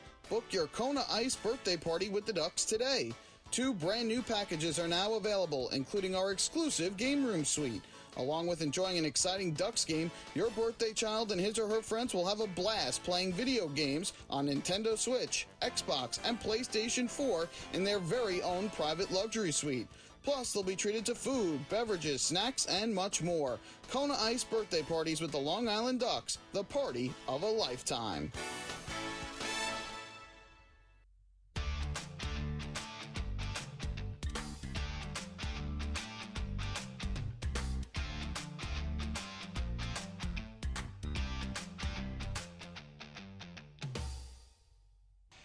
Well, this game has been flipped on its side. Ducks and the FerryHawks having a pitcher's duel until the bottom of the 8th, when Staten Island scored 3 runs on just 2 hits, one of which went to the outfield, 4 walks consecutively with 2 outs in the inning and a throwing error that allowed the first run to score. And Staten Island has turned a 1-run deficit into a 2-run lead, looking to win their 2nd straight over Long Island here in this series. They bring on their closer, Victor Capian, who takes over after a 1-2-3 inning in the 8th from Joseph Kuzia. The Ducks will have to try and bounce back to avoid dropping this one. As we go to the 9th inning, it'll be the bottom of the order for the Ducks, including Joe DiCarlo to lead off.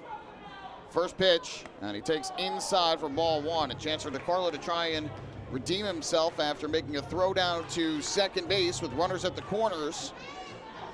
Cespedes tried to steal second. DiCarlo threw down toward second, even with the runner at third. And the throw skipped into the turf and went under the glove of Frias into center field. 1-0. Chopped on the ground, foul up the third base line. 1-1. DiCarlo is 0 for 3 on the night. He flied to right in the first, flied to left in the fourth, and grounded to second in the 6th.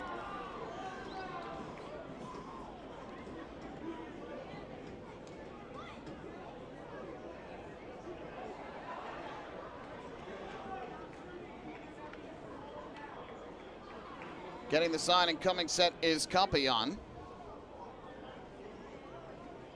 Right-hander with a long look in, now deals to the plate.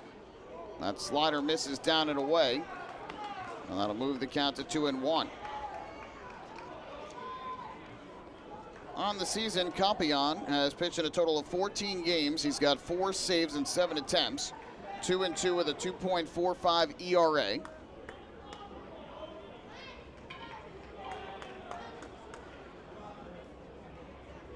Two-one.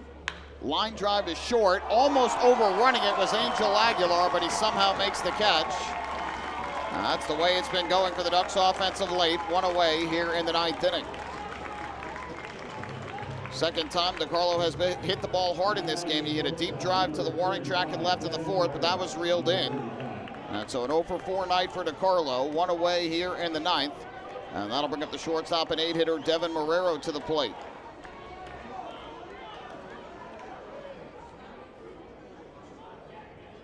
Marrero 0 for 3 in this ball game.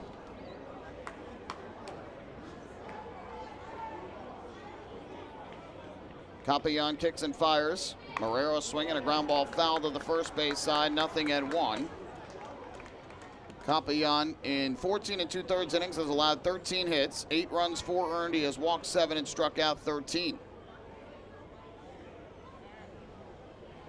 Official scorer here has 3 runs, 2 earned for Scott Harkin, so one of those runs deemed to be unearned. Here a line drive to first, broken bat, caught by Dilson Herrera. So there's the second out of the inning. And with 2 away, that'll leave it up to the 9-hitter. Johnny Turbo is the last hope for Long Island. I'm not sure which run again was unearned, but either way, 1 run was deemed to be unearned in that 8th inning. But either way, Scott Harkin is still in line for the loss despite the gem that he pitched tonight. Turbo a smash to third, grabbed there by Betancourt. He throws across the diamond in time for the out. This ball game is over, and the Staten Island FerryHawks come from behind and pick up a 4-2 win over the Ducks. They earn their 2nd straight series win and have picked up back-to-back victories over Long Island to begin this 3-game weekend set. The Ducks go in order in the 9th. Don't go anywhere. The post-game show's coming up next. We'll recap this game and hand out the player of the game honors. Ducks fall 4-2. Hey fans, this is Tyler Webb, left-handed pitcher, and you're listening to Ducks Baseball on the Long Island Ducks Broadcast Network.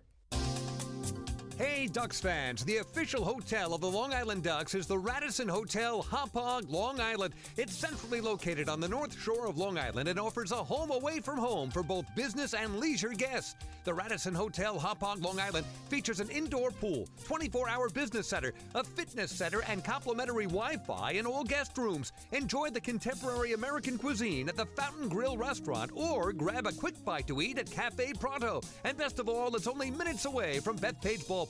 The Radisson Hotel Hauppauge, Long Island, the official hotel of the Long Island Ducks. Call 631-231-1100 today. That's 631-231-1100.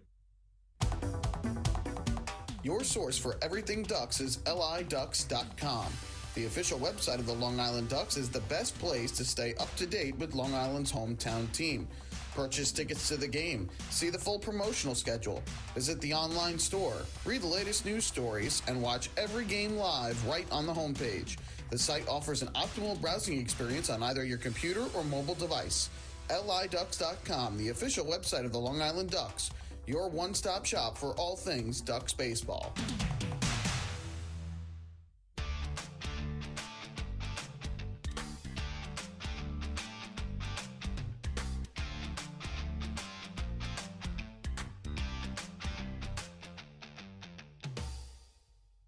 Well, another tough loss for the Long Island Ducks here tonight. To put it in some perspective, last year Long Island was 61-5 in games when leading after 7 innings of play. This year already, they have played 21 games in which they have led after 7 innings. They already have 4 losses in those situations, and that is indicative of some of the difficulties they have had with the back end of the bullpen. And tonight, Ryan Meisinger was the main culprit as he took over after the FerryHawks tied the game on the throwing error in the 8th, but issued 4 consecutive walks, the first of which was intentional. And all of that coming back to bite the Ducks as Staten Island wins the game 4-2. They have taken the first 2 of 3 from Long Island here. It's the first time the Ducks have not won a series against Staten Island, and now the Ducks will need to find a way to get a win tomorrow to avoid a sweep at the hands of their geographical rivals, who improved to 14-30 overall, 11-2 at home, and they're now 3-5 against the Ducks. Meanwhile, Long Island jumps back to 2 games below 500 at 21-23, and now just 7-13 away from home this year. Ducks got off to a great start. They put up 2 runs in the opening inning against Anthony Oletta. A fielding error by Ricardo Cespedes allowed Vladimir Frias to reach second base with 1 out. Deaza and Travis with back-to-back singles. Travis with his team-leading 39th RBI, giving the Ducks a 1-0 lead. And then with 2 outs, Rusney Castillo and RBI doubled down the right field line. Now the Ducks led 2-0 at that point, but from that point on, Long Island could not get anything done offensively. They had base runners, a 1-out single in the second, a leadoff walk in the third, a 2-out single in the fourth, a 1-out double in the 7th, and a 1-out walk, a 1-out double in the 6th, and a 1-out walk in the 7th. But all those men left on base. Long Island left 7 on tonight as a whole. And for the game, Long Island finished 3 for 10 with runners in scoring position, which isn't all that bad. But ultimately, they weren't able to add to their lead. Staten Island got on the board with 2 outs in the bottom of the first. Angel Aguilar with a solo home run to left field, his team leading 7th of the year, closing the gap to 2-1. It was zeros from that point on. Scott Harkin at one point had retired 13 in a row from the 4th inning through the 7th, and then he came back out for the 8th. With 1 out, Joseph Monhay singled to left, stole second base without a throw, and then Ricardo Cespedes hit a little chopper to first base and beat it out. So the runners were at the corners with 1 out in the inning, and Dilson Herrera at the plate. During that at-bat, Cespedes tried to take second base on a stolen base. Joe DiCarlo made the throw down to second despite the tying run at third, and his throw was poor, low into the turf. It skipped under the glove of Vladimir Frias, who didn't use his body to try and block it, and went into center field. And on the throwing error by DiCarlo, his 5th of the year, Monhay came in to score the tying run, and Cespedes ended up at second base. Harkin bounced back and got a pop out to shallow right by Dilson Herrera. At that point, pitching change was made. Into the game came Ryan Meisinger. They intentionally walked Angel Aguilar to put 2 on and get a force at every base except for home. But Mariel Bautista drew a walk that loaded up the bases. Steven Almeas then drew a bases-loaded walk with a 3-2 count that forced home the go-ahead run. John Nestor then drew a 4-pitch walk to force home a second run before Tyler Webb had to come on and get the final out of the inning. And the Ducks won in order in the 9th against Victor Capion. That is how this game ended. The FerryHawks with a 4-2 win. The final totals from tonight's game for Staten Island: 4 runs, 7 hits, 1 error. They left a total on base of 6 tonight. For the Ducks, 2 runs, 6 hits, 1 error. They left 7. The winner, Joe Kuzia, improved to 2-2. Scott Harkin, the loser, fell to 3-4. Victor Capion, his 5th save of the year. The game took a total of 2 hours and 24 minutes tonight in front of a crowd of 1,268. Our player of the game, despite ending up getting the loss tonight, I'm going to still give it to Scott Harkin. I thought he was brilliant tonight. 7 2/3 innings, 7 hits, 3 runs, 2 earned, no walks, 5 strikeouts. He lost it a little bit there, some hard luck as well in the 8th inning. But again, the defensive mistake, the bad throw by DiCarlo, and then 4 consecutive walks with 2 outs by the reliever, Ryan Meisinger, ended up giving him the loss. So it really wasn't all Harkin's fault, but ultimately he gets the hard luck loss tonight. Take one more break. When we come back, we'll have the out-of-town scores, and then we'll wrap things up from Staten Island, where the Ducks fall tonight 4-2. Hey fans, this is outfielder and hitting coach Lou Ford, and you're listening to Ducks Baseball on the Long Island Ducks Broadcast Network. When we see Long Island, we see you. Because at Catholic Health, we know that it's your remarkable lives that breathe life into our island. So at every Catholic Health hospital, practice, and care facility, we're able to provide the highest quality, most innovative care for your body, because our culture cherishes your humanity. Long live Long Island. Morning, Dan. How was your weekend? Oh, it was awesome. I took my family to a Ducks game and had a blast. The seats were great. We ate a ton of food, and the Ducks won. They even had amazing fireworks. Oh, yeah, they got a good thing going on there. I took friends to Thirsty Thursday a couple weeks ago and had too much fun. They should totally use us in one of their radio spots. You mean like the one we're doing right now? Sure, that works. Ducks Baseball. Good times every time. Get tickets at liducks.com.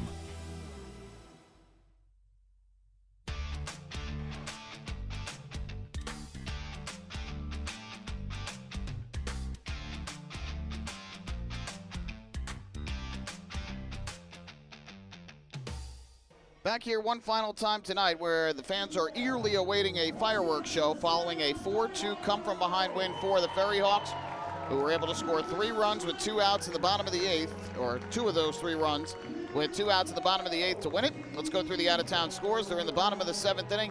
High Point 2, Gastonia 1 down in North Carolina. For High Point, Xander Wheel, his 7th home run of the season. For Gastonia, Jake Ramon, his 6th of the year. And High Point trying to even up that series. It's all Barnstormers tonight, 8-0. Lancaster leads Lexington through 7 innings at Clipper Magazine Stadium. For the Barnstormers tonight, a home run from Trace Lair, his 1st of the year, and Ladarius Clark with his 8th home run of the season. Southern Maryland 4, Charleston 3. The Dirty Birds trying to bounce back. That game is in the bottom half of the 6th inning. For Southern Maryland tonight, Michael Wolanski, the former Duck, his 2nd home run of the season. And for Charleston tonight, no homers, but 3 different players with a run batted in. Wild Health Genomes have taken a 3-0 lead over the York Revolution. That game is in the top half of the 6th inning. For Wild Health tonight, Valo, his 8th home run of the season. Yankees now with a 4-0 lead over the Cubs. They're in the bottom of the 5th inning up in the Bronx. Home runs from 4 different Yankees. Giancarlo Stanton is 13th, Aaron Judge is 23rd, Gleyber Torres is 12th, and Jose Trevino with his 5th of the year. And the long ball getting it done again for the Yankees to this point. Mets and the Angels, 10:07 out in Anaheim. It'll be Carlos Carrasco against Michael Lorenzen. And Game 6 of the Eastern Conference Final down in Tampa Bay tonight, where the Rangers and the Lightning are scoreless about 3/4 of the way through the first period. Rangers need a win to keep their season alive and force Game 7 at Madison Square Garden. That'll do it for the out-of-town scoreboard. Ducks will try and get a win to salvage the finale tomorrow afternoon, a 4 o'clock scheduled start. Anderson De Leon, the righty, will get the start for the Ducks, and Nick Carell, the righty, will get the start for Staten Island in the series finale. Fireworks beginning to shoot off behind the right field fence here at Community Park. That'll do it for us on this Saturday night. Once again, the final score. The Long Island Ducks fall to the Staten Island FerryHawks by the count of 4-2. We invite you to join us for our next Ducks broadcast, which will be tomorrow when these two teams wrap up the 3-game series in the afternoon. The pregame show will begin at 3:45, first pitch at 4 o'clock, and you can follow all the action right here on the Long Island Ducks Broadcast Network. For my partner here in the booth, Mike Moore, my name is Michael Pollack. Thank you so much for spending your Saturday night with us. Hope you enjoyed the broadcast. Have a great rest of your evening. We'll do it all over again tomorrow afternoon here in Staten Island. Good night and so long from Staten Island University Hospital, Community Park.